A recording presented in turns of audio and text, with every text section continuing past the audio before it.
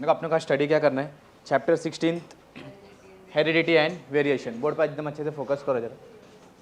Chapter का नाम क्या है, हेरिडिटी, और साथ में क्या लिखे दिए है, वेरिएशन। देखो तुमको पहले स्टडी कर लो क्या है चैप्टर, तुमको ये 2 वर्ड्स में एक्सप्लेन हो जाएगा डायरेक्टली। स्टार्टिंग में क्या है कि पूरे चैप्टर के अंदर प्रेजेंट क्या है, वर्ड क्या लिखा है वहाँ पे, हेरिडिटी। देखो हेरिडिटी क्या है मालूम है, transfer of character from one generation to another, ऐसा भी बोला जाता है, transfer of gene from one generation to another.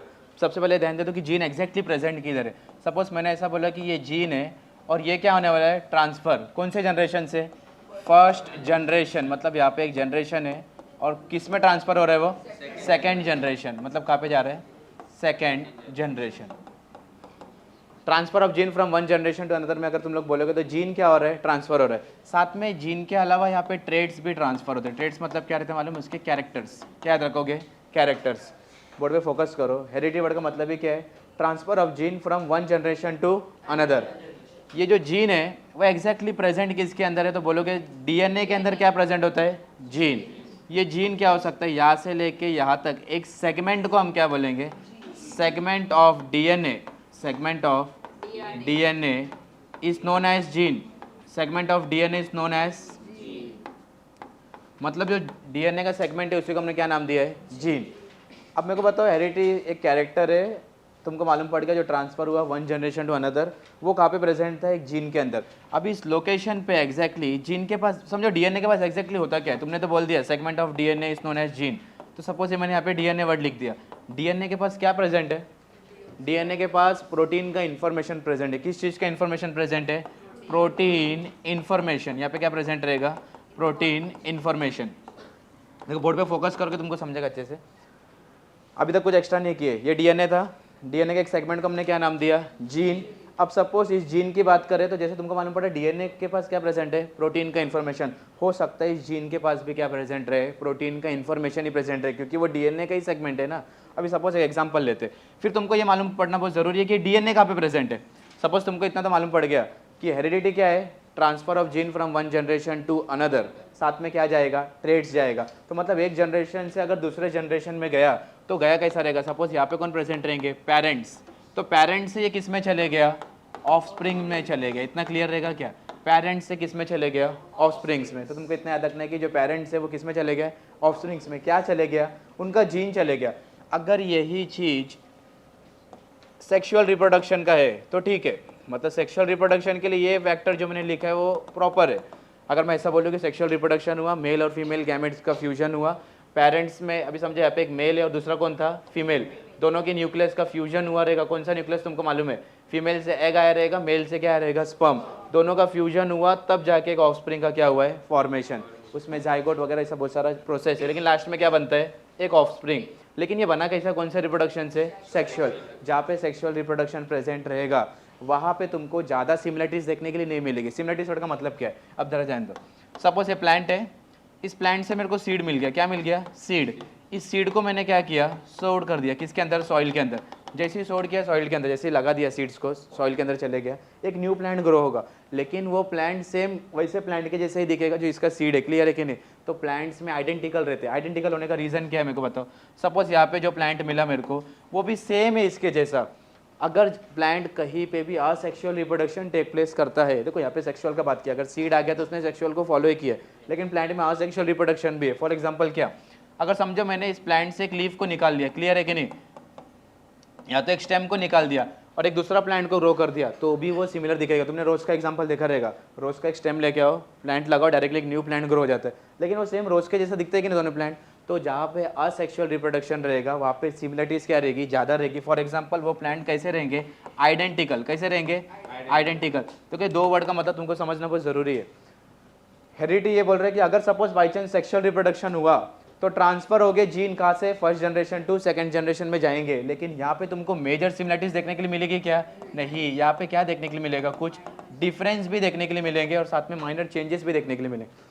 ये जो डिफरेंस है वो क्यों है, क्योंकि अकेला मेल ने नहीं बनाया ना वो ऑफस्प्रिंग को, किसका है, मेल का भी कंट्रीब्यूशन है, फीमेल का भी कंट्रीब्यूशन है। अब इन दोनों से बनाया गया कौन है तुम्हारा, ये ऑफस्प्रिंग। तो वो सेम रहेगा कि आइडेंटिकल नहीं रहेगा, कुछ इसमें मेजर डिफरेंस भी तुमको देखने के लिए मिलेंगे। इतना क्लियर है क्या, टॉपिक क्या है। अगर सेम, अगर वही चीज़ असेक्सुअल रिप्रोडक्शन से होता तो क्या रहेगा, असेक्सुअल रिप्रोडक्शन से जो भी ऑफस्प्रिंग मिलेंगे वो सबके सब क्या रहेंगे, आइडेंटिकल, मतलब सेम एज लाइक पेरेंट्स, मतलब जो ऑफस्प्रिंग मिलेगा वो किसके जैसा दिखेगा, पेरेंट्स के जैसा दिखेगा, क्योंकि वो किसका कंडीशन है, असेक्सुअल। किसके अंदर हो रही है, प्लांट के अंदर असेक्सुअल हो तो ये कंडीशन तुमको देखने के लिए मिलेगा। इतना क्लियर है, इतना टॉपिक क्लियर है क्या?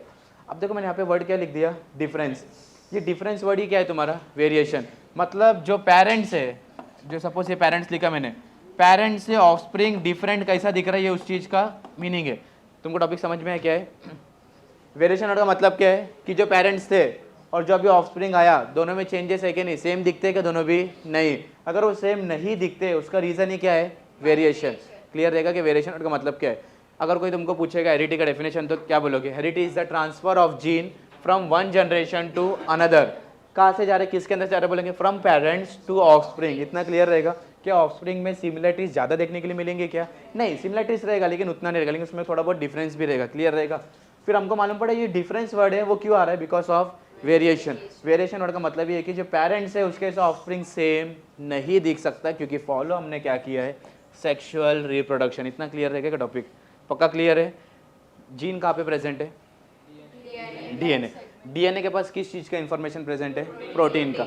वो प्रोटीन का इंफॉर्मेशन अगर डीएनए के पास प्रेजेंट है तो इसी सेगमेंट का ही है ना पार्ट ये जीन। क्लियर है कि नहीं? तो हो सकता है इसके पास भी क्या रहेगा, उस प्रोटीन का इंफॉर्मेशन रहेगा, इसके पास कोई प्रोटीन प्रेजेंट रहेगा। ऐसा तुमको इमेजिन करके रखना है। अब हमारा क्वेश्चन ये है कि एग्जैक्टली ये डीएनए कहाँ पे प्रेजेंट है। अब जैसा अगर मैं बात करूँ, सपोज ये क्या है तुम्हारा, एनिमल सेल है और इसमें क्या प्रेजेंट है यहाँ पे, न्यूक्लियस। ये क्या प्रेजेंट है, न्यूक्लियस। अभी समझे एनिमल सेल के अंदर ये तुम्हारा न्यूक्लियस हो गया, इस न्यूक्लियस के अंदर डीएनए प्रेजेंट है, इसके अंदर क्या प्रेजेंट है, डीएनए। लेकिन ये डीएनए डायरेक्टली ऐसा प्रेजेंट नहीं होता है। तो डीएनए प्रेजेंट कैसा होता है तुमको बताता जरा ध्यान दो। सपोज ये है क्रोमोजोम, ये क्या है, क्रोमोजोम। अच्छे से बोर्ड पे फोकस करो, तुमको डाउट क्लियर हो जाएगा। ये क्या है तुम्हारा, क्रोमोजोम। इसको हम डायरेक्टली नाम क्या देते हैं, यही है क्रोमोजोम। इसका नाम क्या रखोगे, क्रोमोजोम है। देखो रीजन क्या है, तुम आगे जाके पढ़ोगे तो होमोलॉगस क्रोमोजोम, हेटेरोलॉगस क्रोमोजोम, ऐसा तुमको अलग अलग क्रोमोजोम पढ़ना है। लेकिन रियल डायग्राम क्रोमोजोम का कुछ ऐसा है देखने के लिए। अब देखो यहाँ पे मिडल में जो पोर्शन प्रेजेंट है, अब इसको क्या नाम देंगे, सेंट्रोमियर। इसका नाम क्या रहेगा, सेंट्रोमियर। अच्छा याद रखो कि मिडल में क्या प्रेजेंट है, सेंट्रोमियर। ये दोनों को भी तुम्हारे बुक्स में क्या लिख के दिया है, सपोज अगर मैं ऐसा लिख दूँ पी आर्म्स और यहाँ पे नीचे लिख दूँ क्यू आर्म्स। लेकिन जब आगे जाके इसको तुम स्टडी करोगे तो इसको हम बोलते हैं सिस्टर क्रोमैटिड्स। क्या बोलोगे, सिस्टर क्रोमैटिड्स। क्या नाम याद रखोगे, सिस्टर क्रोमैटिड्स। इतना क्लियर है क्या? अभी फिलहाल में फोकस करो, ये तुम्हारा एनिमल का सेल है, सेल के अंदर क्या प्रेजेंट था, न्यूक्लियस। न्यूक्लियस के अंदर क्या प्रेजेंट है, क्रोमोजोम, और क्रोमोजोम के अंदर ऐसा डीएनए प्रेजेंट होता है। इतना क्लियर हुआ कि टॉपिक क्या है? अगर कोई तुमको पूछेगा डीएनए कहाँ पे प्रेजेंट है तो क्या बोलोगे, क्रोमोजोम के अंदर प्रेजेंट है। क्रोमोजोम किधर प्रेजेंट है तो क्या बोलोगे, न्यूक्लियस के अंदर प्रेजेंट है। न्यूक्लियस कहाँ प्रेजेंट है तो बोलोगे सेल के अंदर प्रेजेंट है। और ये बाहर वाला स्ट्रक्चर क्या रहेगा तुम्हारा, साइटोप्लाज्म। इतना टॉपिक क्लियर है क्या? पक्का। अगर तुमको पूछा व्हाट इज हेरिडिटी तो क्या बोलोगे वापस से, transfer of gene from one generation to another, from parents to offspring. Clear रहेगा इतना? पक्का। अब मेरे को बताओ कि जब तुमको इतना सब चीज़ मालूम पड़ गया, तुमको ये भी मालूम पड़ गया कि क्रोमोसोम के अंदर ही क्या प्रेजेंट होता है, डीएनए, और डीएनए के एक सेगमेंट को हम क्या बोलते हैं, जीन। और यही जीन क्या होने वाले, पेरेंट्स से किसके अंदर जाने वाला है, ऑफस्प्रिंग के अंदर। तो ऐसा हो सकता है, सपोज देखो मैं एक एग्जांपल तुमको दे रहा हूँ, ये डीएनए है, ये क्या है तुम्हारा, और इस सेगमेंट पे क्या प्रेजेंट है, जीन प्रेजेंट है। ऐसा इमेजिन करो कि यहाँ पे कोई डिसीज वगैरह भी प्रेजेंट है, तो क्या ये डिसीज भी चली जाएगी क्या, चले जाएगी, क्योंकि अगर ये सेगमेंट ऑफ डीएनए का जाएगा जीन तो वो जीन के थ्रू में डिसीज भी जाने का चांसेस रहेगा। क्लियर रहेगा कि नहीं? तुमने सुना रहेगा कि दादाजी को डिसीज था, फिर उसमें बच्चे में नहीं देखने मिला, उनके फादर में नहीं, मतलब जो समझो सन है उसके अंदर देखने के लिए मिला। समझो ऐसा याद रखो कि दो पेरेंट्स है, कौन प्रेजेंट है, मेल और फीमेल। ये मेल और फीमेल के कौन आ गए, ऑफस्प्रिंग आ गए। क्लियर है? अब ऐसा था कि मेल को डिसीज था, मेल को क्या था, डिसीज।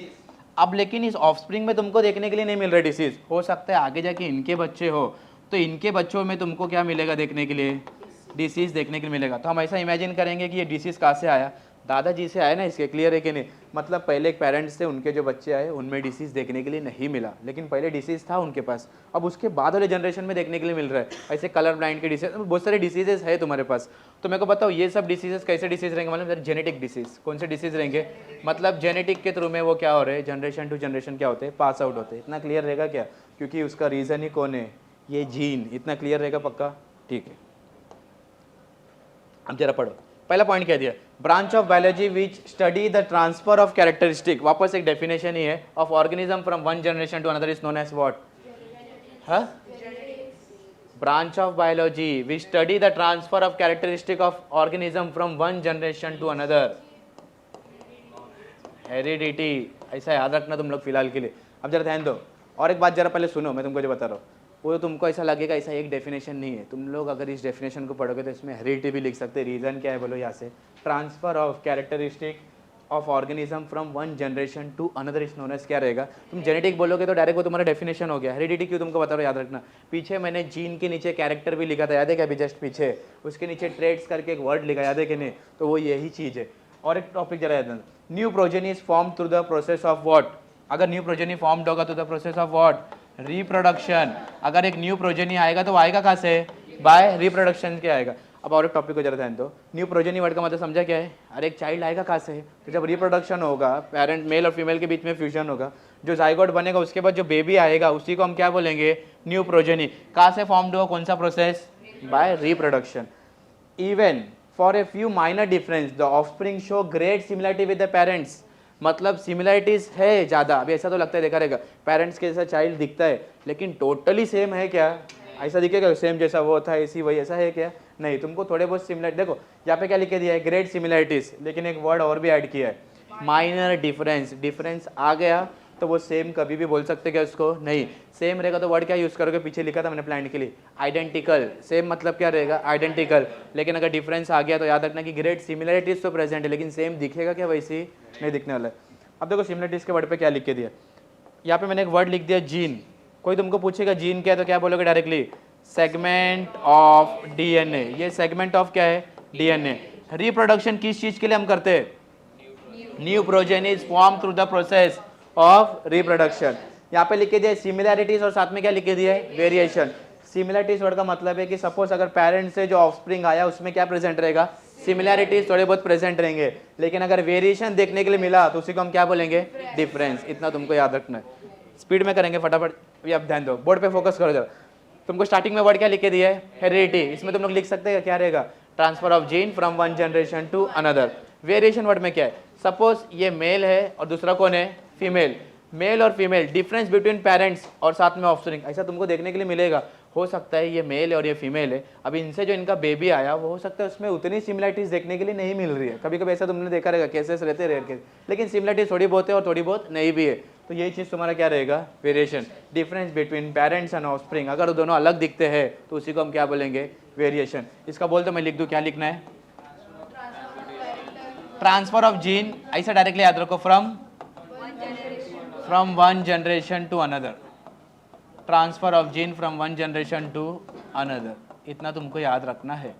और एक चीज सबसे इंपॉर्टेंट, जेनेटिक। यहाँ पे वर्ड लिख दिया genetic, branch of biology which deals with what? Genetic word लिखा है, देखो अच्छे ध्यान दो। तुमको यहाँ पे अभी स्टडी कर लेना, जो तुमने पीछे बोला ना मेरे को डायरेक्टली उसको जेनेटिक्स लिखने, अभी जेनेटिक्स को लिखने के लिए बहुत ईजी वे हो जाएगा।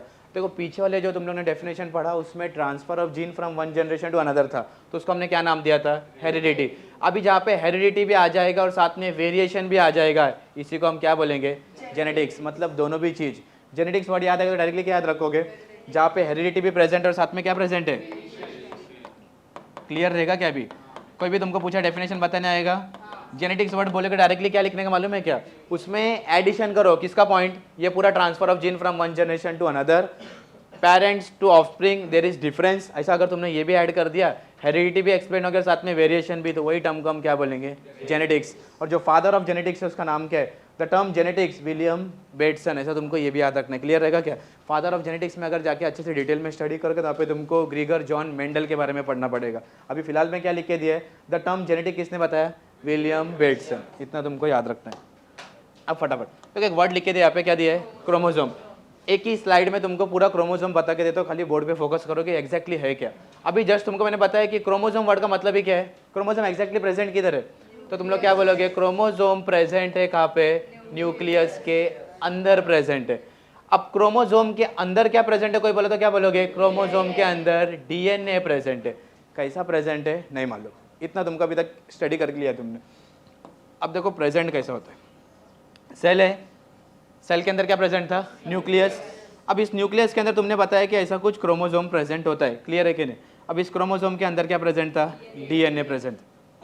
ये डीएनए एग्जैक्टली देखने जाएंगे तो डीएनए के पास कौन सा चार्ज है मालूम है, डीएनए के पास चार्ज कौन सा है, नेगेटिव। हमेशा डीएनए के पास चार्ज क्या रहेगा, नेगेटिव। इसके नाम में क्या प्रेजेंट है, डीऑक्सी राइबोस न्यूक्लिक एसिड। इसका नाम क्या है, deoxy ribose nucleic acid. Deoxy ribose nucleic acid ही तुम्हारा क्या है, डीएनए। अब सपोज तुमने ऐसा ध्यान दिया कि डीएनए के पास नेगेटिव चार्ज, उसका फुल फॉर्म क्या है, डीऑक्सी राइबोस न्यूक्लिक एसिड। कहाँ पे प्रेजेंट है, क्रोमोसोम के अंदर प्रेजेंट है, ऐसा तुमने इतना पढ़ लिया। अब क्रोमोसोम के अंदर क्या प्रेजेंट था तुम्हारे पास, डीएनए। अब मेरे को ये बताओ कि ये क्रोमोसोम है, सपोज तुमने बता दिया कि ये क्रोमोसोम है। अब अगर इसको मैं होमोलॉगस क्रोमोसोम बोलूँ, क्या बोलूँ, वर्ड क्या ऐड किया, होमोलॉगस, तो तुमको कुछ ऐसा भी स्ट्रक्चर देखने के लिए मिलेगा। ये क्या है तुम्हारा मालूम है, होमोलॉगस। इसको क्या बोलोगे, होमोलॉगस। अगर मैंने इसको ऐसे ही बनाया सिर्फ एक सिंगल, तो इसको क्या बोलोगे, अरे ये खाली क्रोमोसोम है। तुमको पता है ना पीछे एक डायग्राम बना के, क्रोमोसोम वर्ड का मतलब है खाली ये सिंपल सा, ये पार्ट को क्या बोलोगे, ये पूरा टोटली क्या है, क्रोमोसोम। पीछे नाम लिख के दिया मैंने, centromere, sister chromatids, P arm, साथ में क्यू आर्म्स, तुमको वो याद रखना है। ये तुम्हारा क्रोमोसोम। जब इसी के अंदर ऐसे होमोलॉगस आ जाएंगे तो इसको हम क्या बोलेंगे, होमोलॉगस क्रोमोसोम, होमोलॉगस क्रोमोसोम। अब मेरे को बताओ होमोलॉगस क्रोमोसोम इसको क्यों बोला गया, होमो वर्ड का मतलब क्या मालूम है, सेम। जहाँ पे भी वर्ड होमो आएगा डायरेक्टली क्या याद रखने का, सेम। अब मेरे को बताओ जैसा ये पहले था वैसे एक सेम यहाँ पे भी आएगा नहीं बाजू में, लेकिन अभी तक ये सिर्फ होमोलॉगस ही क्रोमोसोम है। मैंने ऐसा लिखा है क्या, दो क्रोमोसोम नहीं। रीजन क्या है, अगर इसको मैं दो लिखूंगा, कब लिखूंगा मालूम है क्या, जब ऐसा सेंट्रोमियर इनके पास कितना प्रेजेंट रहेगा, दो। अभी तो ये इससे ज्वाइंट है ना, तो इसके लिए क्या रहेंगे, होमो मीन सेम है क्रोमोसोम के जैसा, लेकिन ये क्या रहेंगे, होमोलॉगस क्रोमोसोम। अब ये क्रोमोसोम तुम स्टडी कर रहे हो, तुमको इतना मालूम पड़ा क्रोमोसोम का डायग्राम कैसा है, कुछ ऐसा है। फिर अगर कोई तुमको पूछेगा होमोलॉगस क्रोमोसोम तो कैसा दिखता है, ये बोलोगे सेम। अगर इसी के जैसा मैं और एक क्रोमोसोम बना दूं यहाँ पे, अब मेरे को बताओ ये क्या हो गए, अगर ये दोनों को पढ़ोगे तो क्या बोलोगे, नहीं, होमोलॉगस पेयर्स ऑफ क्रोमोसोम। क्या बोलोगे, होमोलॉगस पेयर्स ऑफ। पेयर मतलब क्या मालूम है, दो हो गए ना अभी, एक इधर क्रोमोसोम है एक इधर है, तो क्या हो गए, ये पेयर्स में आ गए। लेकिन ये अभी भी क्या है, होमोलॉगस। जब ये हेट्रोलॉगस होंगे तब वो टाइम पे कंडीशन क्या रहेगा, डिफरेंट रहेगा। तो ऐसा तुमको याद रखना। होमोलॉगस क्रोमोसोम इतना क्लियर हुआ, ये पेयर्स में प्रेजेंट है, उतना भी तुमको याद रखना है। क्रोमोसोम का डायग्राम कुछ ऐसा होता है। क्रोमोसोम किसके अंदर प्रेजेंट है तो क्या बोलोगे, न्यूक्लियस के अंदर प्रेजेंट है। क्रोमोसोम के अंदर क्या प्रेजेंट है तो क्या बोलोगे, डीएनए प्रेजेंट है। इतना क्लियर रहेगा पक्का। दो क्या दिया, अब रीड करो जरा फटाफट, तुम लोग रीड करो फटाफट आंसर दे। The structure in the nucleus of cells that carries heredity character is called what, is called as chromosomes. मतलब इसी को हम क्या नाम देंगे, क्रोमोसोम। अब फिर से रीड कर लो क्या दिया, the structure in the nucleus of cells that carry heredity character is called as chromosome. It is made up of mainly what. अगर कोई तुमको पूछेगा क्रोमोसोम किसका बना हुआ है तो क्या आंसर दोगे, it is made up of mainly protein and second it is nucleic acid. किससे बना हुआ रहेगा, एक तो प्रोटीन से बना हुआ है और सेकंड किससे बना हुआ है, न्यूक्लिक एसिड। रीजन ही यही है, न्यूक्लिक एसिड क्यों, क्योंकि क्रोमोसोम के अंदर डीएनए प्रेजेंट है और डीएनए का नाम क्या है, डीऑक्सी राइबोस न्यूक्लिक एसिड। तो तुमको याद रखना है कि it is made up of mainly what, protein और साथ में क्या रहेगा, न्यूक्लिक एसिड। अब अच्छे से फोकस करो। During cell division chromosome can seen by what. अगर समझे एक सेल डिवाइड हो रहा था तो उस डिवाइड के लिए तुमको पहले मेरे को एक्सप्लेन करना पड़ेगा। देखो कैसा होगा जरा ध्यान दो। सपोज अभी ये क्या है, एक सेल है, इस सेल के अंदर क्या प्रेजेंट है, एन मतलब क्या, न्यूक्लियस, और ये क्या रहेगा तुम्हारा साइटोप्लाज्म। इतना क्लियर है क्या, ये सेल के अंदर क्या है, एक न्यूक्लियस दूसरा साइटोप्लाज्म। अब अगर ये सेल डिवाइड होगा तो कितना सेल बनाएगा, दो सेल बनाएगा। कितना सेल बनाएगा, दो, तभी तो सेल डिवीजन हुआ। अब समझो एक सेल से मेरे को दो सेल बन के मिले। इतना क्लियर है कि नहीं। अब मेरे को बताओ ये सेल के पास एक न्यूक्लियस पहले से प्रेजेंट था, लेकिन इसके पास भी न्यूक्लियस आया ना वापस से, तो इसने कहीं ना कहीं अपना कंटेंट क्या किया रहेगा, डबल किया रहेगा ना, तभी तो जाके वो दूसरे को दे पाए। अगर एक सेल से दो सेल बनने का अगर समझो दूसरा सेल बन के आया तो उसका रीजन क्या है, इसके पास जो कंटेंट प्रेजेंट था इसने इसको भी वो कंटेंट दिया रहेगा कि नहीं। अब मेरे को बताओ इस न्यूक्लियस के अंदर क्या प्रेजेंट था, तुमने पीछे नाम क्या बोला, क्रोमोसोम प्रेजेंट था। अब ये क्रोमोसोम कुछ पहले ऐसे थे रियल में डायग्राम में, बाद में ये क्या हो गए, कुछ ऐसे हो गए।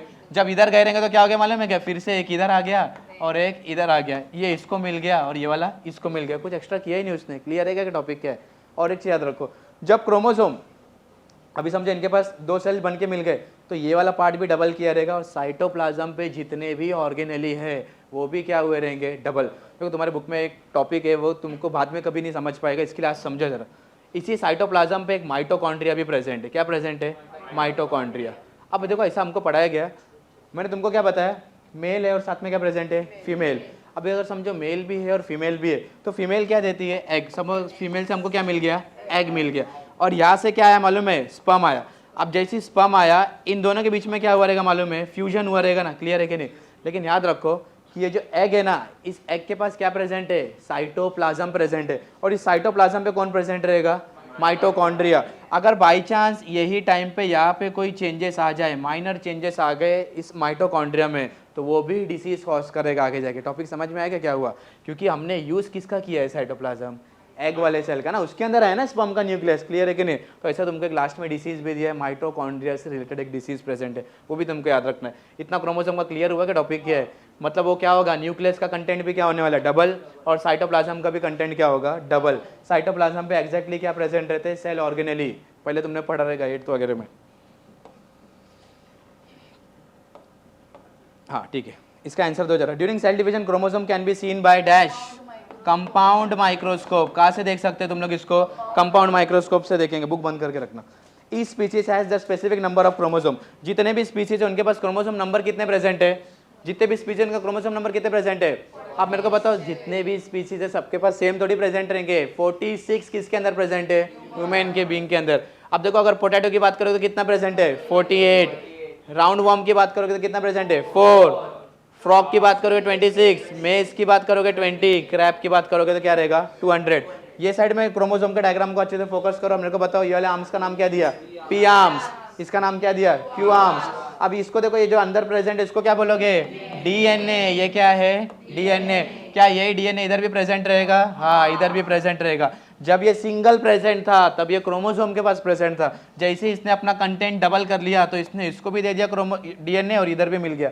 अब अगर बाई चांस बाद में कभी सेल डिवीजन होगा तो इस बीच में से ये ब्रेक डाउन हो जाएंगे, तो दिखेगा तुमको कुछ ऐसा, एक क्रोमोसोम ये हो गया और एक क्रोमोसोम ये हो गया। क्लियर हुआ कि नहीं। तो उसने एक सेल से दूसरे सेल को भी दे दिया हाफ पार्ट, इसको भी कुछ तकलीफ नहीं, और वो एक न्यू फॉर्म्ड भी हो गया। इतना क्लियर रहेगा कि टॉपिक क्या है, इतना याद रखना है। की पॉइंट्स में क्या क्या याद रखोगे, पहला लो क्रोमोसोम का क्या ये याद रखना, definition, the structure in the nucleus of the cell that carry hereditary character is called as chromosome. It is mainly made up of what, protein and nucleic acid. और तुमको कोई पूछा during cell division chromosome can be seen only in compound microscope, उतना तुमको याद रखना है।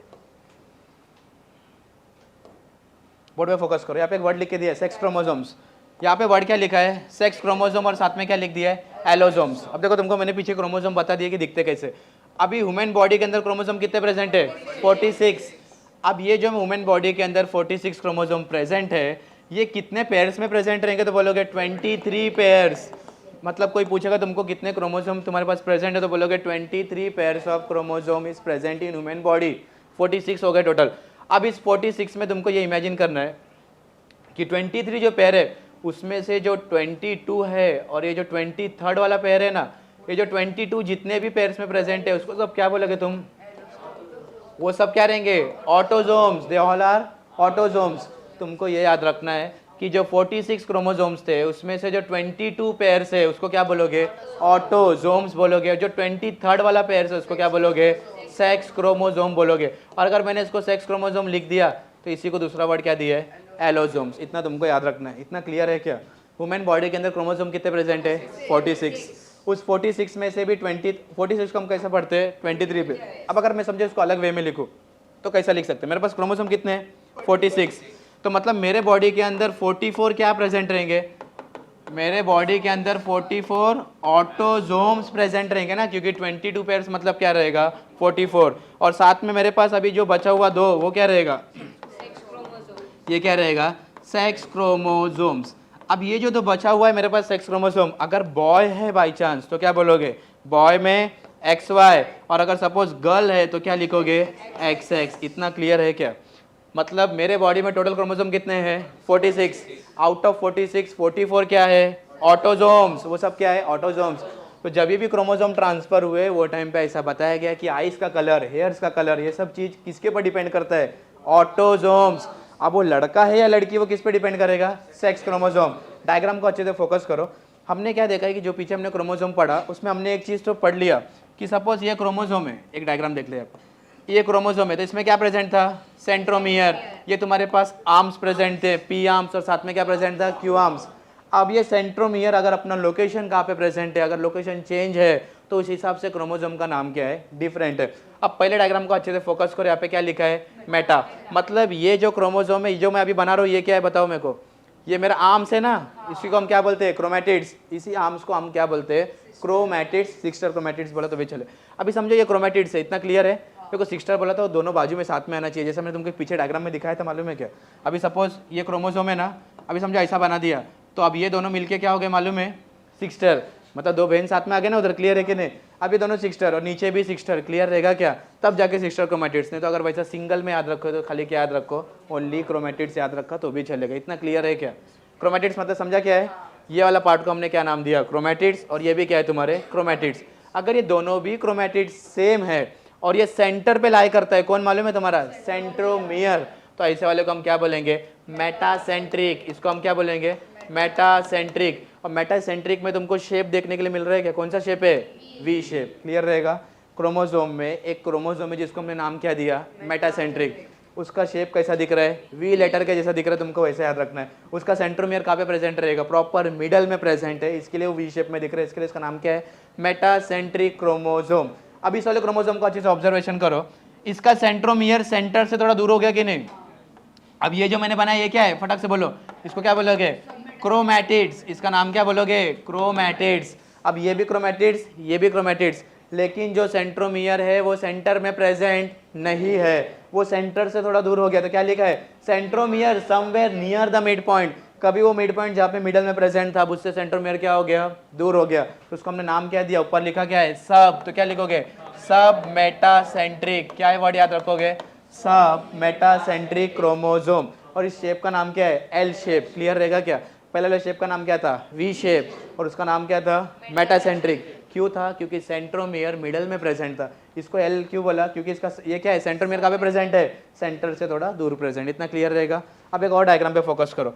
अब देखो ये क्रोमोसोम का जो सेंटर से थोड़ा दूर प्रेजेंट था, ये और भी सेंटर मतलब और खत्म होने पे जा रहा है, जहाँ पे क्रोमोसोम्स का एंड होता है ना, अब उससे थोड़ा पहले प्रेजेंट है। तो क्या बोलोगे, centromere near the end of the chromosome, मतलब नियर पहुंच गया, एंड पे पहुंच गया है, कौन, सेंट्रोमियर। तो वो शेप में कैसा दिख रहा है, जे शेप। तो इसको क्या बोलोगे, एक्रोसेंट्रिक। क्या नाम दोगे, एक्रोसेंट्रिक। शेप क्या है, जे शेप। क्रोमोसोम का जो सेंट्रोमियर वो कहाँ पे पहुंच गया है, नियर द एंड पे पहुंच गया है। कोई तुमको पूछेगा सब मेटासेंट्रिक में, तो क्या बोलोगे, जो सेंट्रोमियर है वो कहाँ पे चले गया, सेंटर से थोड़ा दूर चले गया, तो सब मेटासेंट्रिक। प्रॉपर सेंटर में तो क्या बोलोगे, मेटासेंट्रिक। अगर suppose by chance centromere directly and पे आ गया तो डायरेक्टली क्या बोलोगे इसको, टीलोसेंट्रिक। नाम क्या दोगे, टीलोसेंट्रिक। अब ये पढ़ो क्या लिख के दिए, centromere at the end of the chromosomes. तुमको कोई पूछा टाइप्स ऑफ क्रोमोसोम में तो क्या बोलोगे, चार, मेटासेंट्रिक, सब metacentric, acrocentric, telocentric. Back side से आओ, टीलोसेंट्रिक का जो शेप है वो कैसा दिख रहा है, आई शेप में दिख रहा है क्या। तो याद रखना कि आई लेटर से इसको डिनोट किया गया। अब इसको अच्छे से फोकस करो, ये वाला कैसे शेप में दिख रहा है तुमको, जे शेप में। ये कौन से शेप में दिख रहा है, एल, और ये साथ में कैसा, वी। इतना क्लियर रहेगा। मिडल में जो प्रेजेंट है उसका नाम क्या है, सेंट्रोमियर प्रेजेंट है। इसको क्या बोलोगे, क्रोमैटिड्स बोलोगे। देखो आगे जाके अगर अच्छे से डिटेल में पढ़ना है तो अभी से पढ़ लो 9th में कि उसको क्या बोला गया है, क्रोमैटिड्स। नहीं तो तुम लोग इसको ऐसा लिख सकते हैं, पी आर्म्स। लेकिन देखो फिर ये करना पड़ेगा, तुम्हारे बुक में जो स्टार्टिंग में जो डायग्राम दिया वो ये बताता था कि ये पी आर्म्स है और नीचे वाला क्यू आर्म्स है। क्लियर था कि नहीं। लेकिन अब ये लॉन्ग है, ये शॉर्ट है, तो वहाँ पे कंडीशन चेंज है ना। क्लियर है कि नहीं। तो तुम इसको क्या बोलोगे, दे यार क्रोमैटिड्स। क्या वर्ड से याद रखोगे, क्रोमैटिड्स। ये क्या रहेगा, सेंट्रोमियर। इतना क्लियर है पक्का। अब बोर्ड पे फोकस करो। डीएनए वर्ड लिख के दे दिया तुमको। डीएनए का आज मैं 10 पॉइंट बताता हूँ, एकदम अच्छे से माइंड में याद रखो, हमेशा तुमको लिखने आना चाहिए। वर्ड क्या लिख के दिया है, डीएनए। ईयर क्या है, 1953, Watson and Crick, model of DNA molecule. DNA exactly में दिखता कैसा, अगर मैं तुमको वो स्ट्रक्चर बता दूं तुम लोग डर जाएंगे। देखो मैं तो एक डायग्राम बनाता हूँ, तुमने अभी तक जो डायग्राम स्टडी किया है वो कुछ ऐसा है। क्लियर है, ऐसा तुम्हारे बुक में लिख के दिया है। यहाँ तक क्लियर है ना। मतलब ये डीएनए है। कितना स्ट्रैंड है, अगर कोई तुमको पूछेगा तो क्या बोलते हैं तुम लोग, डबल स्ट्रैंड है। अब इसके बाद स्ट्रैंड कितना है, डबल। तो इसको हम ऐसा भी लिख सकते हैं कि डबल हेलिक्स स्ट्रक्चर। इसको क्या लिखोगे, डबल हेलिक्स स्ट्रक्चर प्रेजेंट है। इतना क्लियर है। इनके पास न्यूक्लियोटाइड प्रेजेंट है। क्या प्रेजेंट है, न्यूक्लियोटाइड। यही न्यूक्लियोटाइड ने क्या बनाया है, न्यूक्लिक एसिड। क्या बनाया है, न्यूक्लिक एसिड। अब देखो डीएनए का पूरा नाम क्या था? Deoxy ribose nucleic acid. नाम क्या है? Deoxy ribose nucleic acid. अभी फिलहाल मैं फोकस करो बोर्ड पे क्या बोला गया। तुम्हारे पास एक डीएनए का स्ट्रक्चर है जो कि कैसा है? Double strand. सेकंड नाम क्या दे सकते हैं? Double helix. वो कहाँ से? न्यूक्लियोटाइड से क्या बनाया गया है? Nucleic acid. डीएनए का पूरा नाम क्या है? Deoxy ribose nucleic acid. मतलब इसमें एक चीज तो क्लियर है, क्या प्रेजेंट है? न्यूक्लिक एसिड और राइबोस। राइबोस मतलब मालूम है क्या होता है? राइबोस इसे शुगर और न्यूक्लिक एसिड क्या है तुम्हारा? एसिड है। अब देखो इसके पास शुगर भी है और एसिड भी है। मैंने डीएनए का एक और पॉइंट बताया था, डीएनए के पास चार्ज कौन सा प्रेजेंट है? Negative charge. डीएनए एसिडिक है या बेसिक है तो क्या बोलोगे? DNA is acidic. क्लियर रहेगा क्या? यहाँ तक टॉपिक क्लियर है? कितने पॉइंट हो गए? Double stranded, double helix structure, it has nucleotide which forms nucleic acid, DNA is negative charge, DNA is क्या है? एसिडिक और बेसिक बोले तो क्या बोलोगे? DNA is acidic. डीएनए का फुल फॉर्म क्या है? Deoxy ribose nucleic acid. Ribose means what? Sugar. Nucleic acid means क्या रहेगा? एक एसिड का फैमिली से बिलोंग करता है। इतना क्लियर है क्या पक्का? अब देखो इस डीएनए में और एक चीज प्रेजेंट है जिसको हम क्या बोलते हैं? Nitrogenous base. क्या प्रेजेंट है? Nitrogenous base. नाइट्रोजिनस बेस देखो क्या क्या हो सकते हैं।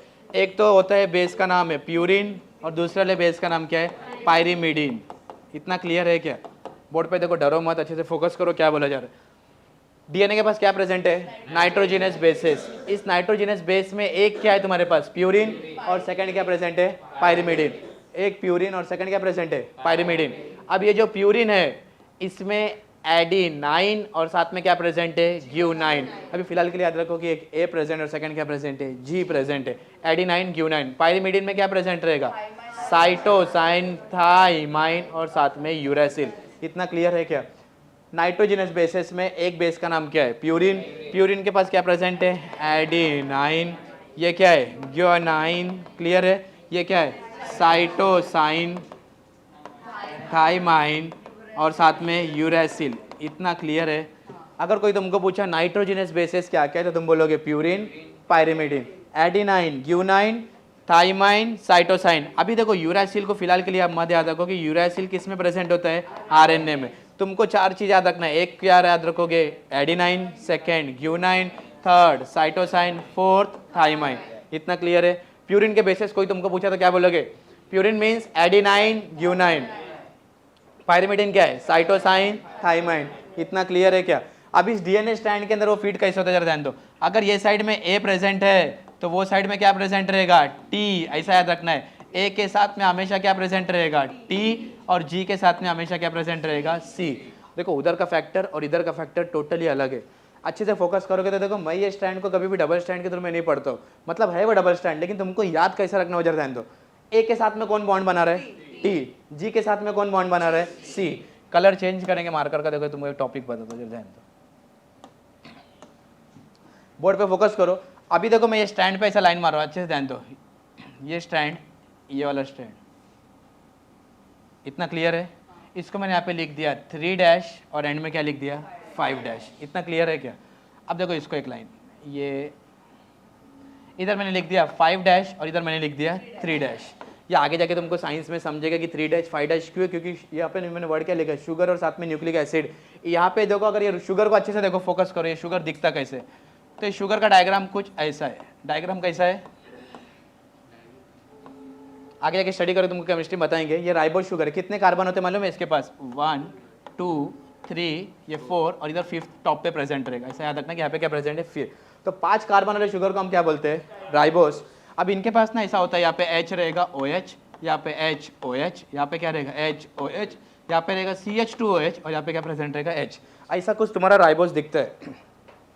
अब ऐसा बोला कि अगर ये प्रॉपर राइबोस है तो ये आरएनए बनाएगा। क्या बनाएगा? आरएनए। अगर इस गरीब से सेकंड वाले पोजीशन से एक ऑक्सीजन को हटा दिया जाए, क्या हटा दिया मैंने? एक ऑक्सीजन को हटा दिया, तो इसका नाम क्या हो गया मालूम है? डीऑक्सी। क्योंकि हमने उसका ऑक्सीजन रिमूव कर दिया, तब ये क्या बन गया मालूम है? डीएनए। डीऑक्सी। ये क्या है तुम्हारा? राइबोस। और ये सब साइड पे न्यूक्लिक एसिड, इधर एडिनाइन वगैरह सब चीज क्या रहेगा? प्रेजेंट रहेगा। इतना क्लियर है क्या डायग्राम? अब देखो मैंने रेड वाला बनाया, अच्छे से बोर्ड पे फोकस करो शांति से। 3 डैश टू 5 डैश इधर क्लियर दिख रहा है क्या? रेड वाले पे जब तुम फोकस करोगे, क्या मैं ऐसा लिखूं कि रेड पे सिर्फ क्या प्रेजेंट है, ए जी, राइट है क्या? वैसे रहेगा ना, ए के साथ में देखो, फिर ये वाला जो पूरा रेड वाला पोर्शन है, क्या मैं इसको ऐसा बोल दूं दिस इज प्यूरिन? बोल सकते हैं ना, क्योंकि ए के साथ में टी, तो जी के साथ में क्या प्रेजेंट रहेगा, सी। ए के साथ में टी, जी के साथ में सी, ए के साथ में टी और जी के साथ में वापस क्या रहेगा, सी। ए के साथ में जो टी प्रेजेंट है, ए का नाम क्या है, टी का नाम क्या है, थाइमाइन। ये जो डबल बॉन्ड है ये किस चीज का बॉन्ड है, दिस इज हाइड्रोजन बॉन्ड। कौन सा बॉन्ड है ये, हाइड्रोजन बॉन्ड है। इतना क्लियर है क्या? डीएनए के बारे में इतना लिखने आएगा। डीएनए का फुल फॉर्म क्या है, deoxy ribose nucleic acid. Second क्या दिया है, डीएनए के अंदर नाइट्रोजनस बेसेस कौन से प्रेजेंट है, प्यूरिन, साथ में पायरिमिडिन। प्यूरिन में क्या क्या प्रेजेंट है, एडिनाइन, ग्यूनाइन। पायरिमिडिन में क्या क्या प्रेजेंट है, साइटोसाइन, थाइमाइन। अगर आरएनए रहता तो थाइमाइन के जगह पे क्या प्रेजेंट रहता, यूरासिल। इतना तुमको क्लियर है। डीएनए कैसा स्टैंड है, double stand, double helix structure है, न्यूक्लियोटाइड प्रेजेंट है, वही न्यूक्लिक एसिड बनाते। डीएनए के पास चार्ज क्या है, नेगेटिव चार्ज। डीएनए इस क्या एसिडिक। डीएनए का एक स्ट्रैंड हो सकता है प्यूरिन का बना हुआ रहे, दूसरा स्ट्रैंड किसका रहे, पायरिमिडिन का रहे। डीएनए के स्ट्रैंड पे एडिनाइन हमेशा किससे पेयरिंग करेगा, थाइमाइन, और ग्यूनाइन हमेशा किससे पेयरिंग करेगा, साइटोसाइन। बाय विच बॉन्ड, तो क्या बोलोगे, हाइड्रोजन बॉन्ड। कौन से बॉन्ड से करता है, हाइड्रोजन बॉन्ड। ये पूरा डीएनए प्रेजेंट किसके अंदर, तो क्या बोलोगे, chromosome. Mainly made up of what, DNA. ऐसा इन्होंने लिख के दे दिया, chromosome is mainly made up of DNA. ये सेकंड वाले डेफिनेशन में बताया गया। पहले बताया गया कि क्रोमोसोम बना किस चीज का है, प्रोटीन और न्यूक्लिक एसिड। याद है ना, पीछे जो तुमने डेफिनेशन पढ़ा। और क्या लिखा है, molecules of DNA present in all organism from virus to bacteria to human being. सब में डीएनए प्रेजेंट होता है। और एक चीज याद रख लो, अब मेरे को बताओ, यहाँ पे आरएनए तो लिखा है, DNA is the genetic material. किसका किसका जेनेटिक मटेरियल है, DNA is the genetic material of what, DNA is genetic material of all living organism. जितने भी लिविंग ऑर्गेनिज्म है सबका जेनेटिक मटेरियल क्या है, डीएनए। ऐसा लिख के आता है कभी कभी वर्ड, एक्सेप्ट वायरस। क्या लिख के आता है वर्ड, एक्सेप्ट वायरस। कभी कभी वायरस में डीएनए की जगह पे आरएनए भी प्रेजेंट होता है, ऐसा तुमको याद रखना है। कोई तुमको पूछेगा वायरस किस चीज का बना हुआ है, तो डायरेक्टली क्या बोलोगे, virus is made up of protein, और साथ में क्या प्रेजेंट रहेगा, आइदर डीएनए, और साथ में क्या हो सकता है, आइदर आरएनए। इतना तुमको याद रखना है। तो वायरस के बारे में तुमको इतना याद रखना है कि वायरस तो आइदर प्रोटीन से बना हो सकता है, या तो किससे बना रहेगा, डीएनए या तो आरएनए। इतना क्लियर रहेगा क्या, DNA is the genetic material of all living organism. ये सब तुमको याद रखना है। आरएनए को जरा पढ़ो, क्या लिख के दिया यहाँ पे, सेकंड इंपॉर्टेंट न्यूक्लिक एसिड। अगर आरएनए है तो फिर फर्स्ट इंपॉर्टेंट न्यूक्लिक एसिड कौन है, डीएनए। डीएनए का फुल फॉर्म क्या है, डीऑक्सी राइबोस न्यूक्लिक एसिड। इतना तुमको क्लियर था, पक्का, ठीक है। और देखो तुमको आरएनए भी एकदम डिटेल में बता के दो कि एग्जैक्टली होता क्या है। समझो ये सेल है, ये क्या है, सेल।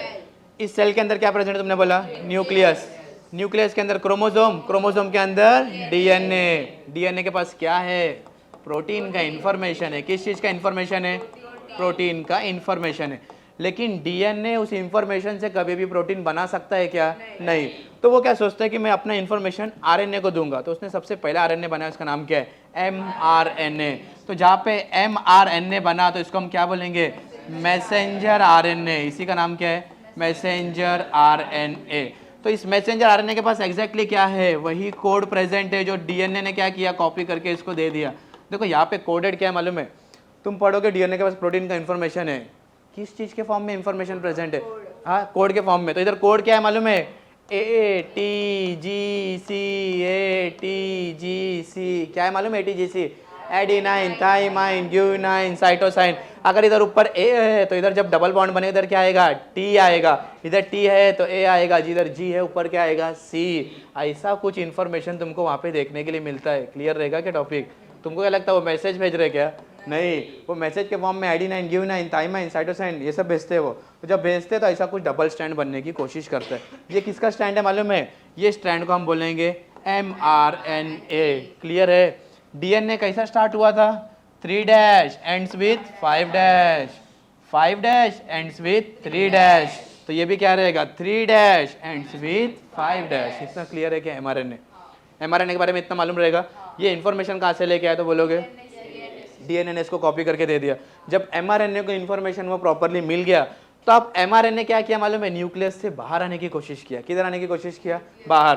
तो न्यूक्लियस से जब बाहर आएगा तो उस जगह का नाम क्या है, साइटोप्लाज्म। उस जगह का नाम क्या है, साइटोप्लाज्म। साइटोप्लाज्म पे एक और बैठा है बंदा जिसका नाम क्या है, टीआरएनए। क्या है नाम, याद रखोगे, टीआरएनए। देखो टीआरएनए कुछ ऐसा देखने के लिए मिलता है। ये टीआरएनए का डायग्राम है। अभी फिलहाल के लिए 9th में था, डिटेल में नहीं है। अब देखो ऐसा है, देखो कि इसके पास नीचे ज्वाइनिंग के लिए प्रेजेंट होते हैं। अब अभी देखो अच्छे से फोकस करोगे समझेगा टॉपिक क्या है। सेल है, सेल के अंदर क्या प्रेजेंट है, न्यूक्लियस। न्यूक्लियस के अंदर क्या प्रेजेंट है, डीएनए।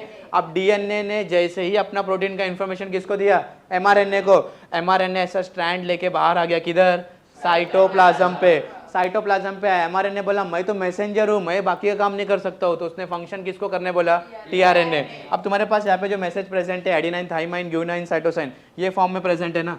तो देखो उसको रीड कैसा करते हैं, वो हमेशा ट्रिपलेट को रीड कर सकते हैं। कितने को, ट्रिपलेट। अब अगर मैं ऐसा लिखूं AUG, क्या लिख दिया, AUG, तुम क्या बोलोगे इस AUG को, एडेनाइन यूरासिल ग्यूनाइन।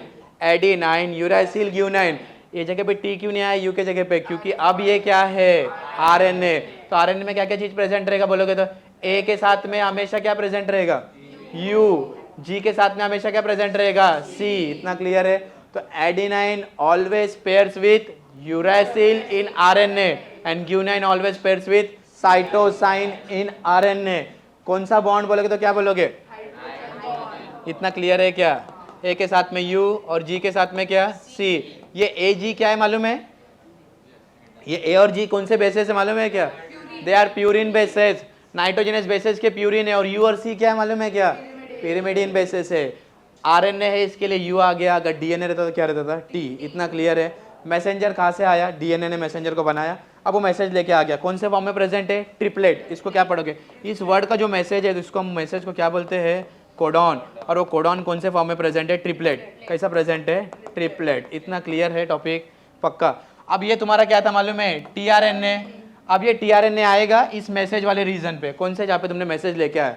नीचे वाला स्टैंड का नाम क्या है, एमआरएनए। ये क्या है तुम्हारा, अभी समझो इधर AUG प्रेजेंट है। क्या प्रेजेंट है, AUG। अब देखो ये स्टैंड है, स्टैंड के ऊपर टीआरएनए आया, यही पे हो रहा है सब। कहाँ पे हो रहा है, ये समझो स्टैंड, इधर क्या प्रेजेंट था, AUG। इधर ऊपर से कौन आया, टीआरएनए आया। टीआरएनए देख के गया कि कौन कौन बैठा है, एडेनाइन यूरासिल ग्यूनाइन। अब वो जाएगा वापस से साइटोप्लाज्म पे, ढूंढ के किसको लाएगा मालूम है, A के साथ में कौन पेयरिंग करेगा, फटाफट बोलो उधर देख के। ये तो ऊपर क्या आएगा, UAC। राइट है क्या, समझ में आएगा तुमको टॉपिक क्या है। मैसेज क्या था, AUG। तो जैसे जाके उसने बोला मैसेज, मेरे पास AUG का मैसेज प्रेजेंट है। उसने बोला ठीक है, मैं उसका क्या लेके आऊँगा। अगर ये कोडॉन्स है तो जब ये लेके आएगा तो इसका नाम क्या रहेगा, एंटी कोडॉन। इसका नाम क्या रहेगा, एंटी कोडॉन। टॉपिक समझा क्या है, ये टीआरएनए का फंक्शन है। ये किसका फंक्शन है, टीआरएनए। इसी को हम क्या बोलते हैं, ट्रांसफर आरएनए। क्या याद रखोगे, ट्रांसफर आरएनए।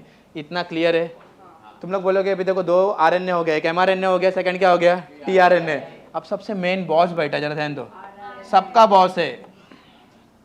अभी सुनो, आरएनए बाद में आएगा, पहले सुन लो। ये जो 2 मैंने स्ट्रक्चर बनाया, इसका नाम है राइबोसोम। इसको क्या बोलोगे, राइबोसोम। ये राइबोसोम का कौन सा यूनिट है, लार्जर। दिख रहा है क्या दूर से, लार्जर। और ये क्या है तुम्हारा, स्मॉलर।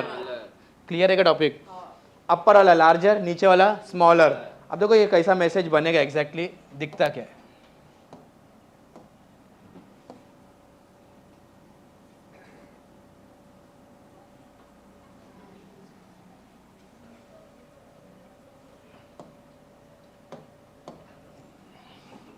देखो मैसेज क्या आया था तुम्हारे पास, ये एमआरएनए का मैसेज था कि नहीं, बोर्ड पे फोकस करो समझेगा।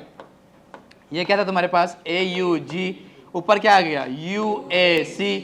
अब होता क्या है, ये जो राइबोसोम है वो नीचे आके अटैच हो जाएगा। कौन सा वाला राइबोसोम, स्मॉलर सब यूनिट। और ये ऊपर वाला क्या होगा, लार्जर सब यूनिट, इधर आके अटैच हो जाएगा। अब इधर देखो तीनों लोग भी आ गए, कौन कौन आया। ये स्ट्रैंड किसका है, बिना बात किए, ये स्ट्रैंड किसका है, एमआरएनए। ये जो लाके दिया इसने UAC, ये कौन है, टीआरएनए। और ये जो राइबोसोम है ना, this is known as RRNA, ribosomal RNA। इसका नाम क्या है, राइबोसोमल RNA। इतना टॉपिक क्लियर है क्या। पीछे तुमको मैंने जस्ट बताया कि एक सेल है, सेल के अंदर न्यूक्लियस है, तुमने पीछे देखा रहेगा ऑब्जर्वेशन। किधर गया सेल वाला टॉपिक, रब किया क्या मैंने।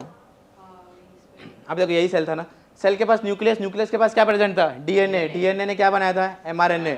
देखो मेन काम क्या था मालूम है, डीएनए के पास किसका इन्फॉर्मेशन था, प्रोटीन का। हमको प्रोटीन बनाना है तो बनाएगा कौन मालूम है, लास्ट में ये बनाएगा आरआरएनए, राइबोसोमल आरएनए क्या बनाएगा, प्रोटीन। क्लियर रहेगा, तो इसी को बोलेंगे प्रोटीन सिंथेसिस। क्या बोलोगे, प्रोटीन सिंथेसिस। 9th के लिए इतना सफिशिएंट है। कोई तुमको पूछा सेल के अंदर क्या है तो बोलोगे न्यूक्लियस, न्यूक्लियस के अंदर क्या है बोले तो क्रोमोसोम, क्रोमोसोम के अंदर क्या है, डीएनए, डीएनए के पास किस चीज़ का इन्फॉर्मेशन है, प्रोटीन का। वो इन्फॉर्मेशन वो दे देता है एमआरएनए को, एमआरएनए उस मैसेज को कॉपी कर लेता है। जैसे ही वो कॉपी कर लेता है मैसेज तो उसको मालूम पड़ता है मैसेज कोडॉन्स के फॉर्म में। पूरा एक साथ रीड नहीं कर सकते, इसके लिए उसने कौन सा रीड किया, ट्रिपलेट कोडॉन को रीड किया। ट्रिपलेट कोडॉन को जैसे ही लेके आया एयूजी यहाँ पे, तो उसको मालूम पड़ा उसका एंटी कोडॉन क्या था, यूएसी। एयूजी और यूएसी दोनों साथ में बाइंडिंग कर गए। फिर आया छोटा भाई उसका कौन, राइबोसोम। स्मॉलर सब यूनिट आके सबसे पहले अटैचमेंट ले लिया, ऊपर आके कौन अटैचमेंट लिया, लार्जर सब यूनिट। ये पूरा यहाँ से लेके यहाँ पे गया रहेगा। लास्ट में कौन प्रेजेंट है, यूएए। ये बोलते हैं यूएए, तो इसका नाम क्या है, स्टॉप कोडॉन। इसको क्या बोलोगे, स्टॉप। तुमने स्टार्ट किया है ना, कभी तो आके स्टॉप भी तो करोगे, तो यूएए पे आके वो क्या हो जाएगा, स्टॉप। और यही से तुम्हारा क्या बन जाएगा, प्रोटीन बन के रेडी हो जाएगा। इतना क्लियर है क्या, इससे ज़्यादा डिटेल में नहीं है 9th में। अब रीड कर लो क्या दिया है फटाफट। Mendel principle of heredity. तुमको मालूम पड़ गया हेरिडिटी वर्ड का मतलब क्या है। अगर कोई तुमको पूछेगा हेरिडिटी और वेरिएशन अगर दोनों साथ में प्रेजेंट है तो उस टर्म का नाम क्या बोलोगे, जेनेटिक्स तब आएगा। क्लियर रहेगा कि नहीं। अब वापस ऐसे पढ़ो। John Mendel was born on 22 July 1822 a family of poor farmer. मतलब फार्मर के घर में इनका क्या हुआ, जन्म हुआ। तो मतलब ये खेती से इनको एग्रीकल्चर का पूरा क्या रहेगा, बेसिक नॉलेज है। डेली प्लांट उग रहे, डेली देख रहे क्या कैरेक्टर में चेंज, जैसे उनके माइंड में सब क्वेश्चंस प्रेजेंट थे। सेकंड पढ़ो क्या लिए, how are the characteristics transfer from parents to offspring. जिसको पूछेगा आंसर तो वापस से, how are the characteristic transfer from parents to offspring, by heredity ना। Transfer of gene from one generation to another is known as heredity. वैसे तो characteristic parents से किस में चले गए, ऑफस्प्रिंग में चले गए। नीचे वाला पढ़ो क्या दिया, why there are similarities and difference because of what, variations। इतना क्लियर हुआ कि अभी तुमको टॉपिक समझ में आ गया है। वेरिएशन मीन्स डिफरेंस रहेगा, और साथ में हेरिडिटी वर्ड का मतलब क्या रहेगा, ट्रांसफर होगा gene from one generation to another में। नीचे क्या दिया है, सिलेक्शन ऑफ मटेरियल। अब देखो इनको सिलेक्शन मटेरियल ऐसा करना था। देखो साइंटिस्ट अगर समझो मेरे को किसी चीज़ पर रिसर्च करना है और मैं जाके बोलूँ मैं बनियान ट्री के ऊपर रिसर्च करूंगा, मेरे एज से ज़्यादा उसका एज है, किसका, उस ट्री का। मैं रिसर्च करते करते मेरा डेथ हो जाएगा, लेकिन ट्री तो वैसे रहेगा ना वहाँ पे प्रेजेंट। ऐसा प्लांट को चॉइस करो जिसका जनरेशन हम स्टडी कर पाए हमारे खुद के जनरेशन में। समझो 1 ईयर में मैंने कोई एक्सपेरिमेंट ऐसा डिसाइड किया कि मैं 1 साल अभी रिसर्च करने वाला हूँ। उस 1 साल के अंदर उस प्लांट को मैं कितनी बार ग्रो कर सकता हूँ, तो मैंने बताया 3 बार। 3 बार कैसा होगा, अगर समझो पूरा साल में कितने महीने, 12, तो समझो वो प्लांट का क्या एज रहेगा अगर मैं इसको 3 बार कर रहा हूँ, 4 मंथ्स। क्लियर रहेगा ही नहीं। तो मतलब 1 साल अगर मैंने रिसर्च किया तो मैंने इसको कितनी बार ऑब्जर्वेशन किया, 3 बार। तो ऐसे प्लांट को हमने सजेस्ट किया जिसको हम 3 जनरेशन स्टडी कर सकते हैं। उसी प्लांट का नाम क्या है, गार्डन पी। क्लियर रहेगा कि नहीं। साइंटिफिक नेम क्या है, पिजम सटाइवम। क्लियर रहेगा, पिजम सटाइवम इसका नाम याद रखना। अब ये पूरा पढ़ो जरा ऐसे। Selection of material, Mendel made a wise choice of experiment. क्या दिया देखो उसने, he selected garden pea plant pisum sativum.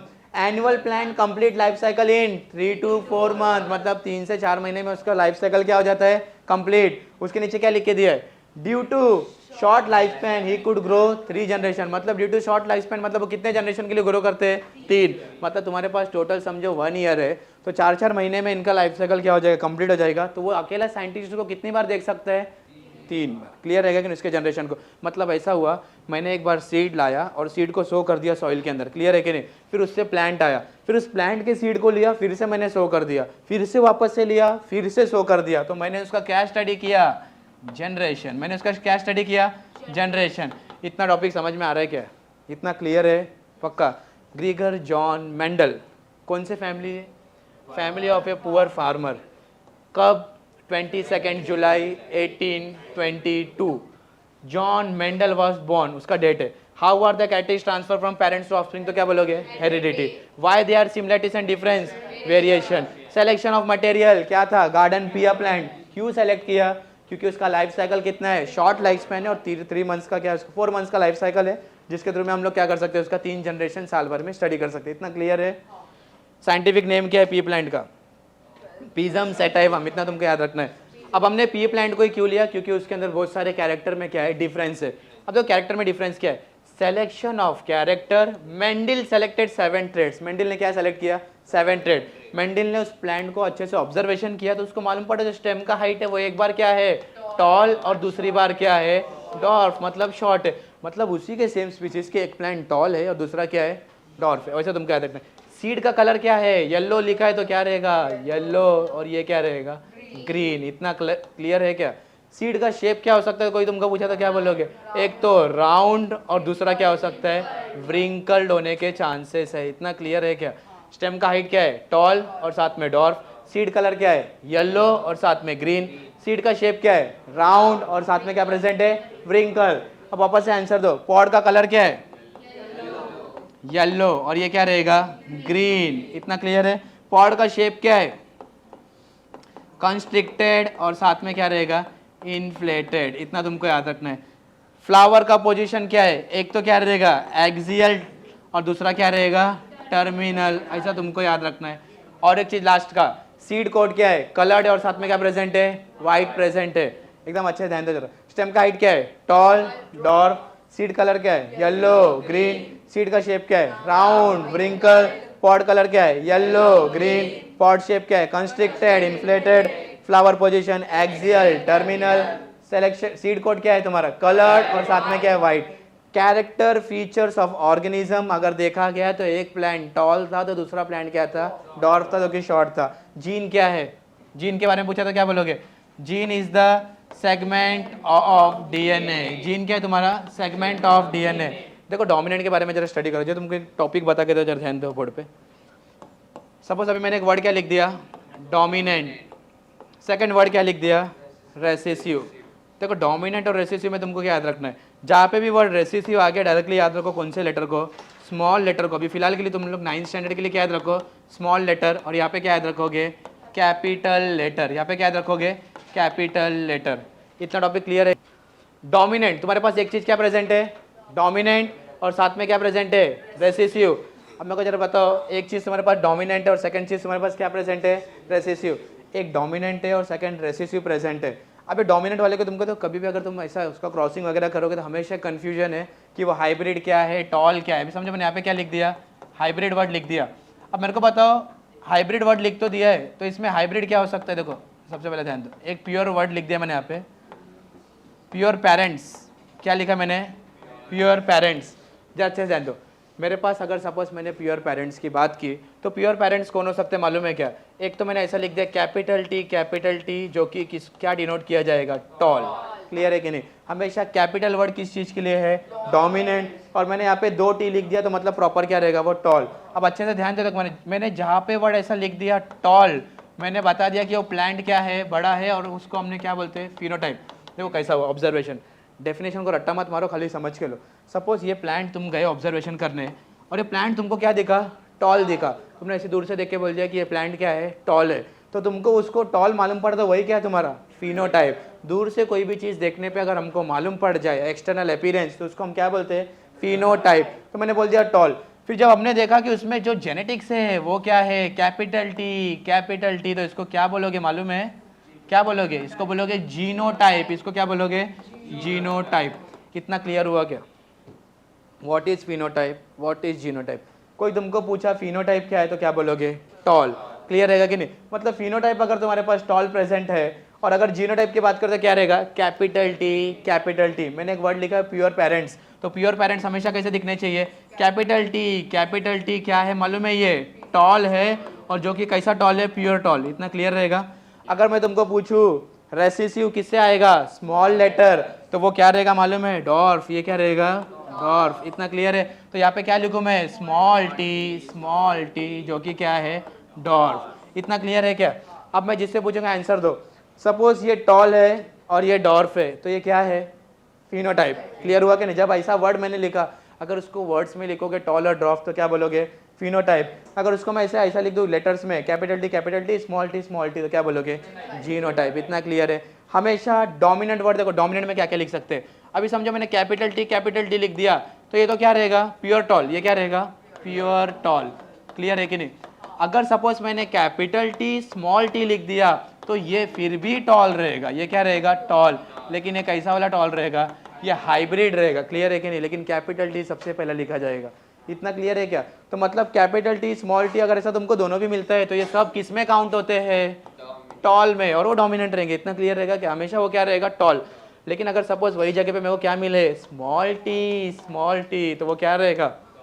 Recessive. और प्योर क्या रहेगा? ये डॉर्फ। क्लियर है क्या इतना? जीनोटाइप फिनोटाइप ये सब रेशियो समझ में आ रहा है? ये हो गया ना? ठीक है, अब जरा जनरेशन देखो, तुमसे मैं क्वेश्चन पूछूंगा, फटाफट आंसर देना, बहुत इजी है, इतना ये पूरा सॉल्व करके आओगे तो हमेशा एग्जाम में तुमको अच्छे से पास भी हो सकते हैं। अच्छा ध्यान दो, सिलेक्शन मेथड ऑफ सिंबोलाइजेशन, मतलब तुम क्या रखना है, सिंबल्स में क्या क्या प्रेजेंट है। मैंने यहाँ पे लिखा पैरेंटल जनरेशन, तो पैरेंटल जनरेशन में हम क्या लेंगे मालूम है? एक तो हम टॉल प्लांट लेंगे और दूसरा क्या लेंगे? डॉर्फ प्लांट लेंगे। अब मेरे को ये बताओ, किसी को ये कन्फ्यूजन नहीं आ रहा है फीमेल टॉल लिया कि मेल लिया? तो याद रखना, हमेशा जो टॉल प्लांट है वो कौन है यहाँ पे? फीमेल। और जो डॉर्फ प्लांट है वो कौन है? मेल। इतना क्लियर हुआ क्या? पहला चीज क्लियर हुआ क्या? पैरेंटल जनरेशन में जिसको पी लिखा गया तो उसमें तुम क्या बताओगे कि हमने प्लांट्स लिया है, एक क्या है? टॉल है, दूसरा क्या है? डॉर्फ। लेकिन यहाँ पे टॉल डॉर्फ नहीं लिखोगे, वहाँ पे क्या लिखोगे? फीमेल और मेल। फिर तुम लिखोगे, देखो यहाँ पे क्या लिखा है? पैरेंटल जनरेशन के बाद क्या लिखा है? First filial generation. अब इनके बाद क्या मिला हमको मालूम नहीं है ना, तो हम उसको क्या लिखते हैं? जो भी चीज मिलेगा वो क्या रहेगा? फर्स्ट फिलियल जनरेशन, जिसको हम क्या बोलेंगे? F1। बाद में अगर इनके बच्चे से अगर कुछ मिला, सीड लेंगे ना, फिर वापस से शो करेंगे, तो फिर जो मिलेगा वो क्या रहेगा? Second filial generation. फिर से इनका जो सीड मिलेगा फिर से शो कर देंगे तो क्या मिलेगा? Third filial generation. ऐसा आगे बहुत सारा जनरेशन है, फिलहाल में सिर्फ दो ही लिखा है। डोमिनेंट वर्ड को क्या बोलोगे? कैपिटल। रेसेसिव वर्ड को क्या बोलोगे? स्मॉल। अगर डोमिनेंट टॉल लिखना है तो कैसा लिखूं? Pure tall, capital T. Hybrid tall तो क्या लिखूं? Capital T, small T. Recessive लिखो तो क्या लिखूं? Small T. फीमेल, जब भी तुम ऐसा पढ़ोगे तो तुमको याद रखना है कि फीमेल को कैसा लिखना, तो ऐसा याद रखना, सिंबल में क्या प्रेजेंट है? फीमेल। एक सर्कल बनाओगे और नीचे ऐसा प्लस साइन, तो ये क्या रहेगा तुम्हारा? फीमेल। और मेल में डायरेक्टली एक एरो बना दो। इतना क्लियर है क्या? बोर्ड पे फोकस करो, क्या लिख के दिया है? Selection method simulation, parental generation क्या है तुम्हारा? पी। फर्स्ट फिलियल जनरेशन मतलब जो पहला जनरेशन मिला F1, second filial generation means F2, third filial generation means F3। उसके बाद अगर तुम पढ़ोगे डोमिनेंट हमेशा क्या रहेगा? कैपिटल। रेसिसिव हमेशा क्या रहेगा? स्मॉल। लेकिन डोमिनेंट वर्ड में हमेशा कैपिटल लेटर अगर प्रेजेंट है, प्योर टॉल, तो कैसा लिखोगे? Capital T. अगर हाइब्रिड की बात करोगे तो क्या लिखोगे? Capital T, small T. ये दोनों भी काउंट किसके लिए होंगे? टॉल के लिए ही होंगे। लेकिन रेसिसिव गरीब बेचारा स्मॉल टी, याद रखना क्या है? डॉर्फ। इतना क्लियर है? ठीक है, क्रॉसिंग करते खत्म करते टॉपिक को।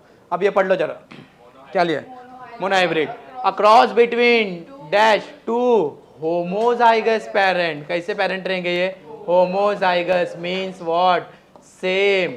लेकिन कैसे रहेंगे? टोटली प्योर पेरेंट्स, मतलब ये क्या रहेंगे? Pure. In which one pair of contrasting character is studies. One pair word का मतलब क्या मालूम है? वन पेयर क्या है? हमने एक तो लिया, एक प्लांट क्या है? टॉल, और दूसरा क्या है? डॉर्फ। तो मतलब हमने इसके एक ही कैरेक्टर को चॉइस किया ना। पीछे जो स्टेम का हाइट था, एक तो टॉल था, एक तो क्या था? डॉर्फ था। तो हम लोग एक ही चीज को चॉइस कर रहे थे, हम लोग वही हिसाब से ही आगे करेंगे। This is called as what? तो बोलोगे मोनो हाइब्रिड। क्या बोलोगे?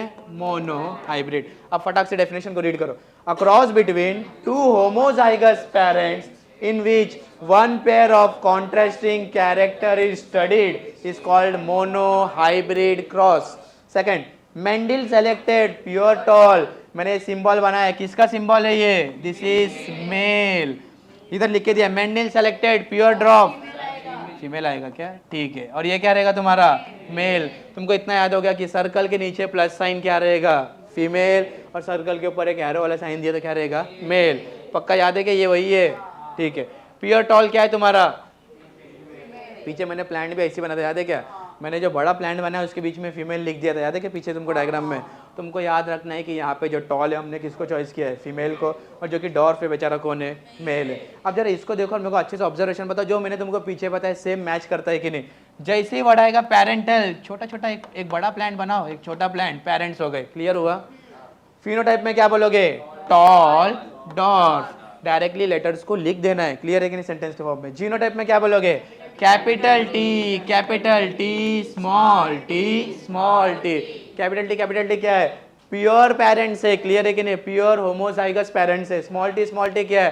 प्योर रेसिसिव पेरेंट्स है। क्लियर है कि नहीं? रेसिसिव मतलब याद रखना स्मॉल लेटर। गैमेट्स वर्ड का मतलब क्या है, इसका एक टी ले लिया और इसका एक टी, तो यहाँ पे तुमने क्या बनाया, गैमेट्स। ये क्या हो गए, गैमेट्स। इसी वर्ड को हम बोलते हैं सेग्रीगेशन। इसको क्या बोलोगे, सेग्रीगेशन। क्या बोलोगे आपस से, segregation. Segregation means separation of gametes. क्या बोलोगे, सेपरेशन ऑफ गैमेट्स। इतना क्लियर है क्या, इससे ज़्यादा और कुछ प्रेजेंट नहीं है, इतना टॉपिक क्लियर है। अगर तुमने सेपरेट किया तो तुमको बन के क्या मिला, कैपिटल टी, स्मॉल टी, और नीचे तुम्हारा फर्स्ट फिलियल जनरेशन तुमको बन के मिल गया है, कैपिटल टी, स्मॉल टी। अब ये जो कैपिटल टी है, स्मॉल टी, ये क्या है तुम्हारा फिनोटाइप। लेकिन कैपिटल टी को टॉल ही पढ़ोगे, कैपिटल टी स्मॉल टी भी रहेगा तो क्या रहेगा वो टॉल, बिकॉज डोमिनेंट कैरेक्टर वैसे शो करते हैं। इतना क्लियर है, फटाक से बोर्ड पे फोकस करो। मोनो हाइब्रिड बोल दिया तुमने, डायरेक्टली फिनोटाइप से चालू करते, फटाफट आंसर दो। फिनोटाइप क्या बोलोगे, फिनोटाइप में क्या प्रेजेंट है, टॉल लिख दो और यहाँ पे क्या लिखो, इतना क्लियर है। सेकंड, जैसे मैंने बोल दिया वर्ड जीनोटाइप, क्या लिखा है, जीनोटाइप। क्या लिखेंगे यहाँ पे, capital T, small T, small T. ये तुम्हारा फिनोटाइप, ये तुम्हारा जीनोटाइप। अगर वर्ड यहाँ पे लिख दिया पेरेंट्स, तो क्या याद रखोगे, पेरेंट्स के लिए एक क्लियर रहेगा। एग्जाम में ऐसा बनाना मत टीचर, समझ में आना चाहिए। पेरेंट्स में क्या है प्रेजेंट है, क्या एक टॉल है और साथ में क्या है डॉर्फ। तुमको इतना क्लियर हो गया। अब इसमें देखो एक चीज में बना रहा, अच्छे से ध्यान दो वापस से। राइट है क्या, मतलब ये जो फीमेल है टॉल है, जो मेल है वो डॉर्फ है। फिनोटाइप और साथ में क्या प्रेजेंट है, जीनोटाइप। थर्ड हमने लिख दिया क्या, गैमेट्स। तो गैमेट्स में क्या लिखोगे, कैपिटल टी, स्मॉल टी। फिर इसके नीचे अगर मैंने इसका सेग्रीगेशन कर दिया तो क्या मिलेगा, कैपिटल टी। F1 के लिए क्या मिलेगा, कैपिटल टी, स्मॉल टी। इतना क्लियर है। ये भी क्या है, डोमिनेंट। ये भी क्या है, डोमिनेंट, और साथ में टॉल है। लेकिन प्योर टॉल है क्या, नहीं, ये प्योर टॉल नहीं है। इतना क्लियर है, पक्का। अब देखो एक टेबल बनाते हैं जिसका नाम क्या है, टेबल का नाम है प्यूनेट स्क्वायर। इसका नाम क्या रखोगे, प्यूनेट स्क्वायर। साथ में इसको और एक नाम दिया है चेकर बोर्ड। क्या बोलते हैं इसको, चेकर बोर्ड। इतना याद रखना। चेकर बोर्ड में हम क्या चेक करेंगे मालूम है क्या, क्या होगा अगर समझो क्रॉसिंग हो तो क्या चीज़ है, चांसेस। अब देखो प्यूनेट स्क्वायर का और एक चीज़ याद रखना, स्पेलिंग यही है क्या, स्क्वायर का नाम क्या है, प्यूनेट स्क्वायर। अब देखो मैं जो डायग्राम बना अच्छे से फोकस करो और तुमको खुद ही आंसर देना क्या है। यहाँ पे एक सर्कल कर दिया, एरो बना दिया, क्लियर है। यहाँ पे ऐसा कुछ कंडीशन तुमको दिखा दी। ये वाला क्या रहेगा, मेल, और ये वाला क्या रहेगा, फीमेल। इतना क्लियर है, बोलो हाँ, ठीक है। इतना क्लियर है ना। अब मेल में मेरे को बताओ क्या प्रेजेंट है, कैपिटल टी, स्मॉल टी। यहाँ पे क्या प्रेजेंट है, कैपिटल टी, स्मॉल टी। यहाँ पे भी क्या प्रेजेंट है, कैपिटल टी, स्मॉल टी। इतना क्लियर है, पक्का क्लियर है क्या, क्या क्या प्रेजेंट है, capital T, small T, capital T, small T. ये वाला कौन सा है, मेल, ये क्या है, फीमेल। हम क्रॉसिंग किस चीज के बीच में कर रहे हैं, F1 का क्रॉसिंग F1 के साथ में कर रहे हैं, तो क्या मिलेगा, capital T, small T, capital T, small T. अब क्रॉसिंग कैसा करना है, कैपिटल टी का फर्स्ट क्रॉसिंग किससे करोगे, कैपिटल टी, क्या मिलेगा, कैपिटल टी, कैपिटल टी। फिर इसका लास्ट वाले से कैपिटल टी, स्मॉल टी। इसका इससे capital T, small T, small T, small T. Clear है कि नहीं, फटाफट बताओ मेरे को मिला क्या क्या है, कैपिटल टी, कैपिटल टी क्या है मालूम है, प्योर टॉल। ये क्या है, pure tall. Capital T, small T क्या है मालूम है, हाइब्रिड। ये क्या रहेगा, हाइब्रिड टॉल। क्लियर है। स्मॉल टी क्या है, डॉर्फ है। क्लियर रहेगा। ये क्या है तुम्हारा, डॉर्फ। लेकिन कैसा डॉर्फ है, प्योर डॉर्फ। इतना क्लियर है। अब मेरे को बताओ इसमें टॉल कितने हैं। अगर दूर से मैंने प्लांट देखा तो मेरे को क्या देखने के लिए मिला मालूम है, दूर से इसी प्लांट को देखा, 3 बड़े बड़े प्लांट देखने के लिए मिले। क्या मिले, 3 बड़े बड़े प्लांट और एक छोटा गरीब प्लांट। अब ये तीनों भी प्लांट क्या है मालूम है, टॉल। तो ऐसा लिख दूं क्या, capital T, capital T, capital T, small T, capital T, small T, और साथ में स्मॉल टी, स्मॉल टी। इतना क्लियर है क्या, इससे ज़्यादा मोनो हाइब्रिड में तुमको लिखना ही नहीं है। इतना क्लियर रहेगा। मोनो हाइब्रिड क्या लिख के दिया है तुमको, कैपिटल टी, कैपिटल टी। अब टॉल तुमको देखो, इसमें बताओ प्योर टॉल कितने हैं, 1। मेरे पास प्योर टॉल कितना प्रेजेंट है, 1।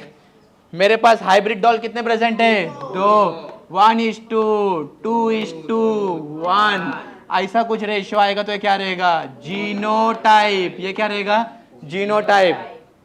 जीनोटाइप में क्यों मालूम है, जब तुम प्योर को अलग से काउंट करोगे और साथ में हाइब्रिड को अलग से काउंट करोगे तो वो जीनोटाइप में आएगा। लेकिन दूर से देखा मालूम पड़ा 3 प्लांट है, टॉल दिख रहे हैं, तो क्या है, कितने प्लांट टॉल है, 3, और शॉर्ट कितना है, 1। तो 3:1 क्या है तुम्हारा, फिनोटाइप। जीनोटाइप क्या है 1:2:1, इतना क्लियर है, ये रेशियो है। यहाँ तक टॉपिक क्लियर रहेगा पक्का। सबसे पहले क्या लिखोगे, पेरेंट्स, पेरेंट्स में बना के दोगे क्या प्रेजेंट है, टॉल शॉर्ट। टॉल जो है वो कौन है, फीमेल, तो यहाँ पे एफ लिख दिया, यहाँ पे कौन है, phenotype dog. Genotype capital T small T, gametes capital T small T. F1 का क्रॉसिंग किया तो क्या मिला, F2 में तुमको कुछ ऐसा देखने के लिए मिला है, इतना क्लियर है। फिनोटाइप रेशियो क्या है, फिनोटाइप 3:1, जीनोटाइप क्या है 1:2:1, तो वहां पे जीनोटाइप लिख दिया है, याद रखो कि 3:1 क्या है तुम्हारा, फिनोटाइप। इतना क्लियर रहेगा। करने आएगा क्या मोनो हाइब्रिड क्रॉस, एग्जाम में दिया तो आ जाओ फटाक से डायहाइब्रिड पे। डायहाइब्रिड को जरा पढ़ो फटाफट। In dihybrid 2 pairs of contrasting characters are present. For example parental generation अगर हम देखें तो सबसे पहले हमने जो पेरेंट्स लिया उसका जो सीड है वो राउंडेड है और कलर क्या है, येलो है। तो देखो राउंडेड और साथ में येलो सीड, व्रिंकल और साथ में क्या प्रेजेंट है, ग्रीन सीड। राउंडेड को हमने क्या लिया है, कैपिटल आर, और येलो को क्या लिया है, कैपिटल वाई, जहाँ पे capital R, capital Y, totally क्या रहेगा, ये डोमिनेंट। क्या याद रखोगे, ये क्या है, डोमिनेंट। क्लियर है क्या, कैपिटल वर्ड से डोमिनेंट। अब मेरे को बताओ व्रिंकल में क्या प्रेजेंट है, स्मॉल आर, स्मॉल वाई, ये क्या रहेगा, रेसेसिव। अब इन दोनों के बीच में अगर समझो इसमें सेपरेशन चालू किया तो क्या बनेंगे, गैमेट्स। देखो जीनोटाइप वर्ड आया तो हमने लेटर से लिखना चालू कर दिया, फिनोटाइप आया तो हमने डायरेक्टली लिखा था कि राउंड है, येलो है, सीड, व्रिंकल, ग्रीन, सीड, और ये क्या था तुम्हारा पेरेंटल जनरेशन। इतना क्लियर रहेगा क्या, पक्का, ठीक है। गैमेट्स में तुमको मालूम पड़ गया कि capital R, capital Y, small Y. अब अगर इसका F1 देखोगे तो क्या है, capital R, capital Y, small Y. Phenotype round, yellow, seed. वापस से बोर्ड पे फोकस करो, सबसे इंपॉर्टेंट चीज है।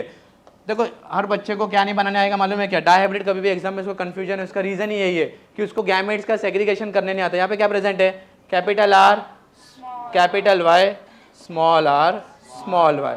अब देखो कैपिटल आर, स्मॉल आर और कैपिटल वाई, स्मॉल वाई, इन दोनों का सेल्फिंग करना है। F1 का F1 के साथ में सेल्फिंग करोगे तब जाके तुमको क्या मिलेगा, डायहाइब्रिड। जैसा तुमने पीछे किया था, तुमने क्रॉसिंग किसके साथ में किया था पीछे, कैपिटल टी स्मॉल टी के साथ में किया था ना, वो दोनों भी तो F1 के थे, तो इसका भी तुमको सेम ऐसे करना है। अब ये जो तुमको F1 में मिला है क्या है, फिनोटाइप में क्या है, राउंड, येलो, सीड। जीनोटाइप में क्या है, capital R, small R, capital Y, small Y. Clear है। अब देखो इधर क्या लिखा है, जरा फटाक से बोर्ड पे पढ़ो। ये क्या है तुम्हारे जीनोटाइप, ये क्या है तुम्हारा गैमेट्स। अब मेरे को बताओ अगर सपोज मैंने यहाँ पे गैमेट्स लिख दिए ये दोनों भी साइड, अगर इधर मैं सिंबल बनाऊं फटाक से इमेजिन करो, ये कौन सा सिंबल है, ये कौन है, फीमेल, बिना बात किए। ये क्या है, फीमेल, और ये क्या प्रेजेंट है, मेल। अब देखो ये तुम्हारा फीमेल अगर वो क्या होगा तुम्हारा मेल। अब जरा अच्छे से ध्यान दो कि ये साइड फीमेल प्रेजेंट है और अगर सपोज हम ये साइड क्या ले लेते हैं, मेल, तो यहाँ पे भी लिखो क्या रहेगा, capital R, capital Y, capital R, small Y, small R, capital Y, small R, small Y. Clear है ना, यहाँ पे स्मॉल वाई, इतना क्लियर है। ये तुम्हारा क्या हो गया, फीमेल, ये क्या है तुम्हारा फीमेल, और ये क्या है तुम्हारा मेल। अब इसका क्रॉसिंग इससे करो जरा फर्स्ट टाइम, फटाफट बोलो, कैपिटल आर, कैपिटल वाई, इसका इससे फर्स्ट टाइम, फिर इसका इससे, बोलो capital R, capital Y, small Y. Clear है क्या, पक्का। अब इसका इससे, बोलो फटाफट, capital R, small R, capital Y, अब इसका लास्ट वाले से, capital R, small R, capital Y, small Y. Clear है क्या, पक्का। अब ये वाले का इससे बोलो, फटाफट बोलो, capital R, capital Y, small Y. पहला कैपिटल लिखते, फिर ये वाला, ये ऐसे करो फटाफट, capital R, small Y. Clear है क्या। अब इसका इससे, capital R, small R, capital Y, small Y. Clear है क्या। अब इसका है ना, बराबर है ना, कैपिटल वाई। अब capital R, small R, small Y small Y. Last वाले से कर रहे, क्लियर है कि नहीं? कभी भी ध्यान दो, इसका इससे फिर इसका इससे फिर ये, ऐसा लाइन से तुमको चारों के साथ में करने का। अब बताओ किसके साथ में स्टार्ट करेंगे? तुम्हारा 2 कंप्लीट हो गया, अब ये बच रहा है, फटाफट बोलो। Capital R small R, capital Y small, capital Y है ना दोनों भी जगह, इधर भी कैपिटल इधर भी कैपिटल, बीच में मत बोलो, अच्छे ध्यान दो। ये क्या प्रेजेंट है बोलो फटाफट? Capital R small R, capital Y small. Capital Y, capital word को पहला प्रेफरेंस है, तो ऐसे याद रखना कि जो भी मैं लिख रहा था, तो यहाँ पे क्या प्रेजेंट था? कैपिटल आर, यहाँ पे कैपिटल आर लिख दिया, फिर स्मॉल आर। फिर अगर यहाँ से देख के लिखते तो सबसे पहले क्या लिखना पड़ेगा? दोनों में चेक करने का, कैपिटल क्या है, तो कैपिटल ये है तो पहले ये लिखो। अब यहाँ पे बताओ क्या क्या प्रेजेंट है? Small R capital Y capital Y. Last वाला ये वाला, इससे लास्ट से, small R capital Y small Y. Clear है क्या इतना पक्का? लास्ट वाले करके देखो, capital R small R capital Y small Y. ये वाला करो, capital R small Y small Y, ये ना स्मॉल वाई स्मॉल। अब ये वाला, small R capital Y small Y. Clear है? लास्ट वाला, small R small Y small Y. Clear रहेगा क्या पक्का? ऐसा तुमको पूरा रेशियो बनाने का है। अगर तुम ऐसा पूरा करोगे, डायब्रेट रेशियो पूरा कंप्लीट करोगे, तब जाके तुमको क्या मिलेगा? ये कंप्लीट होके पूरा कैरेक्टर मिलेगा। गिनो जरा कितना है? 1 2 3 4 5 6 7 8 9 10 11 12 13 14 15 16। तुमको 16 ऐसे डिफरेंट टाइप्स ऑफ देखने के लिए मिले। क्लियर रहेगा क्या? देखो ये प्योर है, दिख रहा है क्या? और ये भी प्योर है। क्लियर रहेगा? यहाँ तक टॉपिक क्लियर है क्या? देखो तुमको क्या सॉल्व करके आना है। जब तुमने बाहर से ऑब्जर्वेशन किया तो तुमको येलो राउंड ये वो चीज़ है ना जो तुमको कैसा देखने को मिला, तो तुमको 2 रेशियो दिया 9th में। एक जो तुमको रेशियो दिया है उसका नाम क्या है? फिनोटाइप। जो तुमको बाहर से देखने के लिए मिला कि येलो राउंड कितने सीड्स प्रेजेंट है, क्लियर है कि नहीं? येलो व्रिंकल कितने प्रेजेंट है, अब उसमें चेंजेस क्या क्या प्रेजेंट है। जब तुमने देखा तो बाहर से कितना रेशियो मिला देखने के लिए? 9:3:3:1। और साथ में डायब्रिड का रेशियो देखो क्या है। तुमको डायब्रिड का रेशियो 9th में लिखने के लिए नहीं आएगा, जरा सुनो, 9th स्टैंडर्ड में उतना डिटेल में नहीं है, लेकिन तो भी रेशियो याद रखो। क्या रहेगा रेशियो? 1:2:2:1:1:2:1:1। क्लियर रहेगा क्या? ऐसा रेशियो है तुम्हारे पास। वापस एक बार बोलो, फिनोटाइप क्या है? 9:3:3:1, ये फिनोटाइप। और वही डायब्रिड का जीनोटाइप 1:2:2:2:4:1:2:1:2:1:2:1। इधर मैंने लिख दिया है, तुमको खाली घर पे आके उसको क्या करना है? नंबरिंग कर देना है।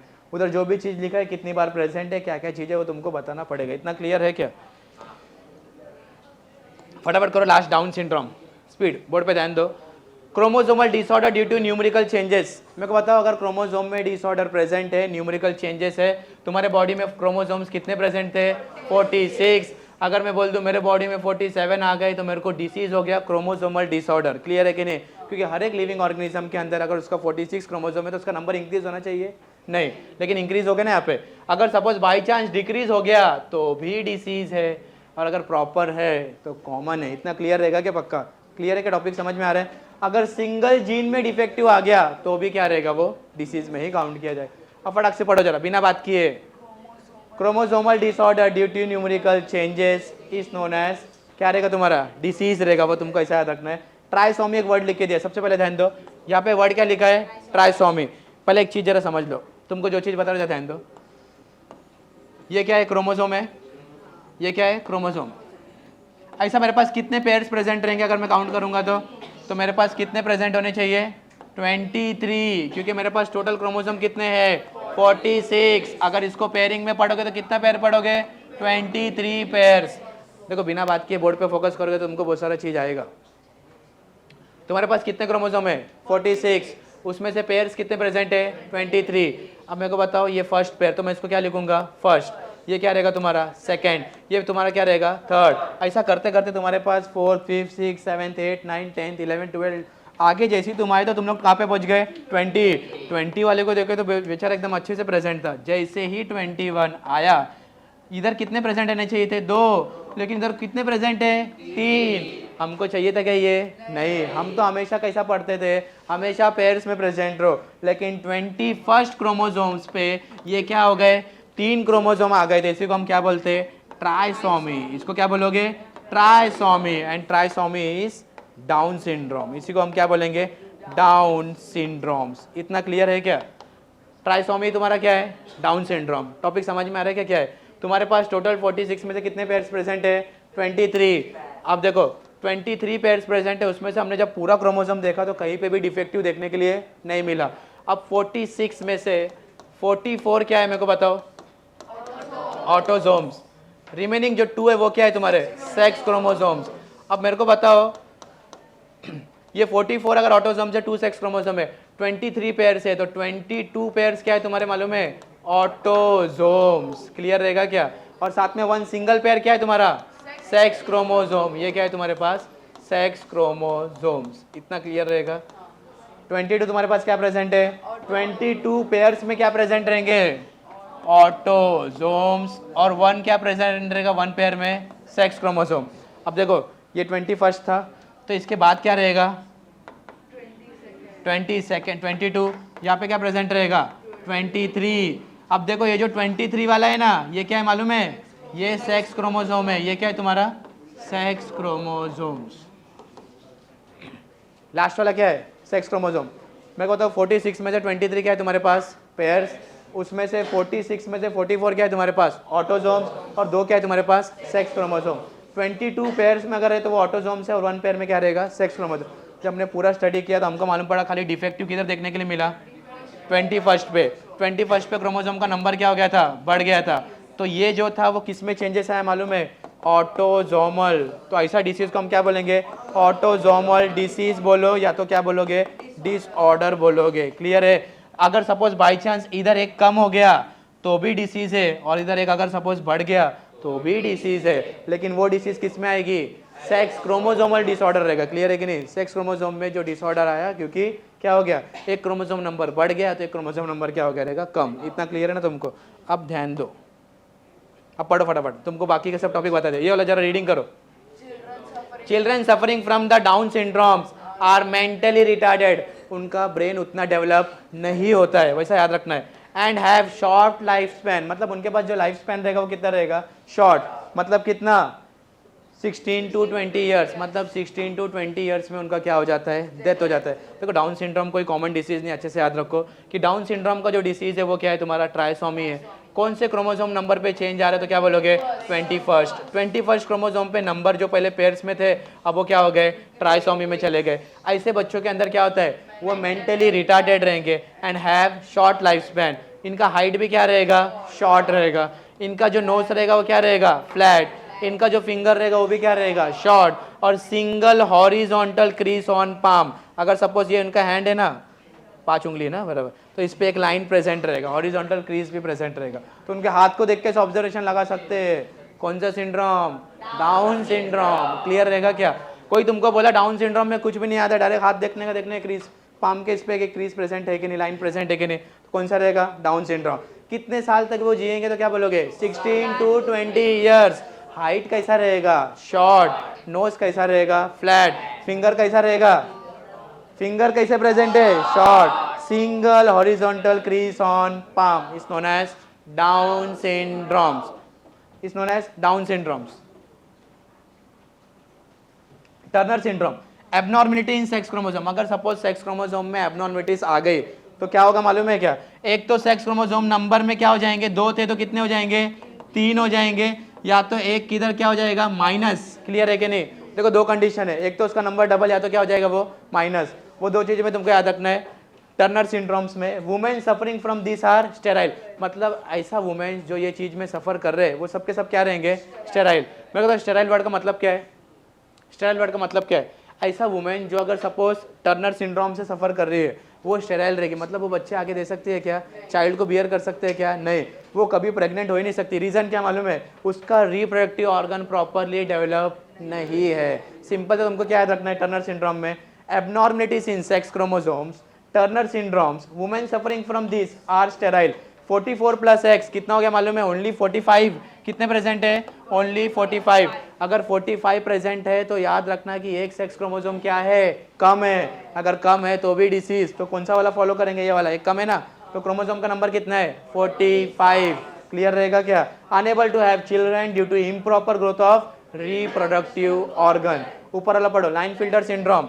अब देखो ये अगर मैंने यहाँ पे लिख के दिया वुमेन्स, ये किस में प्रेजेंट था? वुमेन्स। तो याद रखना ये किस में प्रेजेंट है? मेंस। लाइन फिल्टर सिंड्रोम को अच्छे से रीड करो क्या लिख के दिया है। Disorder arises in mens due to abnormalities in sex chromosome. Chromosome number increases, मतलब कितना हो गया?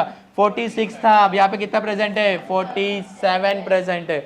अगर क्रोमोसोम नंबर बढ़ भी जाएंगे तो भी तकलीफ है, कम हो गया तो भी तकलीफ है। यहाँ पे तो बढ़ गया, तो अब यहाँ पे क्या हो गया? Chromosome number X X Y. Down syndrome में क्या याद रखोगे? X X X. और इसमें क्या याद रखोगे? टर्नर में एक्स, ऐसा याद रखो 0 x 0 के थ्रू में ऐसा याद रखना x 0। 47 हो गया तो X X Y. Mens are sexually sterile, यहाँ पे जो मेंस है वो क्या रहेंगे? सेक्सुअली स्टेराइल रहेंगे, मतलब ये भी स्पर्म प्रोडक्शन प्रॉपर्ली नहीं कर पाएंगे, मतलब आगे जाके इनको चाइल्ड नहीं हो सकता। आगे बढ़ो, reproductive organs are not develop. Clear रहेगा क्या?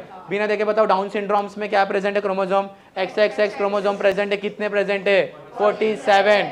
टर्नर सिंड्रोम में क्या प्रेजेंट है? एक्स 0 प्रेजेंट है टर्नर सिंड्रोम। लाइन फिल्टर में एक्स एक्स वाई। इतना क्लियर रहेगा क्या टॉपिक? लास्ट एक सिकल सेल एनीमिया तुमको बता देता हूँ, टॉपिक खत्म हो गया। लास्ट एक है ये, अच्छे से याद रखो, मैंने तुमको पीछे बताया। अगर बाई चांस कोई डिसीज जेनेटिक डिसीज है तो आने वाले जनरेशन में भी तुमको देखने के लिए मिलेगी। अब ऐसा बोला जाता है कि अगर by chance sickle cell anaemia किसको है मालूम है?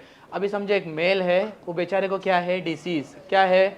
डिसीज। बोर्ड पर अच्छे से फोकस करो, टॉपिक बहुत इंटरेस्टिंग है। मेल के पास क्या प्रेजेंट है? डिसीज। फीमेल भी डिसीज है। ऐसा बोला जाता है कि अगर दोनों को, समझो ये दोनों शादी करने वाले, मैरिज होएगा इनको कुछ टाइम पर, और ये भी क्या है? डिसीज कैरियर है, उसके पास भी क्या है? डिसीज। तो इनके बच्चे में भी डिसीज देखने को मिलेगा। इसके लिए बोलते हैं कि पहले ब्लड चेकअप करना चाहिए। अगर बाई चांस क्या प्रेजेंट है? सिकल सेल एनीमिया प्रेजेंट है। होता क्या है तुम्हारे बॉडी के अंदर, अगर सपोज चेंजेस आ जाए, किस चीज में चेंजेस? देखो क्या प्रेजेंट है? Glutamic acid. अब ग्लूटामिक एसिड के जगह पे समझो ये कोई एसिड है, ये जगह तुम्हारा क्या मालूम है? क्या? अमीनो एसिड से। अगर इसको रिप्लेस कर दिया जाए, इसको क्या कर दिया हमने? रिप्लेस। और यहाँ पे किसका एडिशन किया? वैलिन का एडिशन कर दिया। अब जरा ध्यान दो, एक जगह से मैंने किसी चीज़ को रिप्लेस कर दिया और उसके जगह पे किसी दूसरे चीज़ का एडिशन कर दिया, तो उसका फंक्शन क्या हो जाता है? चेंज। अगर बाई चांस फंक्शन चेंज हो गया ना, तो कंडीशंस क्या रहेंगे मालूम है? डिसीज कॉज करेंगे। जो प्रोटीन उसको बनाना देगा बना पाएगा क्या? नहीं। तो वो टाइम पे क्या हो जाता है? डिसीज। जो कभी तुम्हारा रेड ब्लड सेल कुछ ऐसा देखने में था, अब वो कुछ टाइम पीरियड के बाद अगर सिकल सेल एनीमिया हो जाए तो कैसा दिखेगा मालूम है? कि चांद के जैसा, सिकल शेप, और साथ में होगा क्या? Sickle cell anaemia. ऐसा डिसीज जिसमें तुम्हारे बॉडी में ऑक्सीजन का डेफिशिएंसी हो जाएगा। ऑक्सीजन का डेफिशिएंसी क्यों? हेमोग्लोबिन तुमको मालूम रहेगा। हेमोग्लोबिन क्या करता है मालूम है? तुम्हारे बॉडी के अंदर जो रेड ब्लड सेल है उसके पास हेमोग्लोबिन प्रेजेंट है, उसमें हेमा अलग है और साथ में कौन है? ग्लोबिन अलग। ग्लोबिन वर्ड का मतलब ये क्या है? प्रोटीन। ये क्या करते हैं मालूम है? ऑक्सीजन को कैरी करते हैं। सपोज यहाँ पे O2 प्रेजेंट रहेगा, यहाँ पे O2, ऐसा मतलब ये ऑक्सीजन को क्या करते हैं? खुद के तरफ बाइंड करते। बाई चांस अगर ऐसा हुआ ग्लूटामिक एसिड के जगह पे वैलिन आ गया तो बाइंड कर पाएंगे क्या? नहीं कर पाएंगे। तो बॉडी में क्या हो जाएगा? ऑक्सीजन का डेफिशिएंसी। और अगर ऑक्सीजन का डेफिशिएंसी तुमको हो जाए तो तुमको क्या हो जाएगा? डिसीज होने का चांसेस रहेगा। और डिसीज का नाम क्या है? Sickle cell anaemia. जो तुम्हारा एरिथ्रोसाइट रेड ब्लड सेल कभी कॉन्केव शेप में था, अब उसका शेप क्या हो गया? Sickle shape. क्लियर रहेगा? अब पढ़ो जरा क्या लिख के दिया। Minor changes in molecular structure of protein and DNA. मैंने बताया ना माइनर चेंज क्या है? ग्लूटामिक एसिड कौन से नंबर पे प्रेजेंट है? 6। तो याद रखो 6 नंबर पे ग्लूटामिक एसिड प्रेजेंट है, उसको उसके जगह पे कौन आ गया रिप्लेस करके? वैलिन। तो याद रखना वहाँ पे तुमको चेंजेस देखने के लिए मिला है। नीचे वाला पढ़ो। Erythrocytes of red blood cell concave become sickle shape. तो क्या रहेगा? कैरियर। अब एक जरा अच्छे से बोर्ड पे ध्यान दो, तुमको क्या बोलूं। समझो HB लिख दिया, यहाँ पे भी क्या लिख दिया? HB। यहाँ पे भी क्या लिख दिया? HB। और यहाँ पे क्या लिख दिया? HB। देखो बोर्ड पे फोकस करो, जिसको नहीं समझने के डायरेक्टली बाहर जाओ, जरा बोर्ड पे ध्यान दो। तुम्हारे पास HB प्रेजेंट है ना, हेमोग्लोबिन। तो यहाँ पे अगर मैंने ऊपर लिख दिया N और यहाँ पे भी क्या लिख दिया? N। तो यहाँ पे याद रखना कि ये दोनों भी क्या है? नॉर्मल है। अगर सपोज मैंने यहाँ पे लिख दिया N और ये जगह पे लिख दिया S, तो ये क्या है मालूम है? कैरियर है। ये क्या है? कैरियर। मतलब इसके एक क्रोमोसोम के पास तो डिसीज प्रेजेंट है।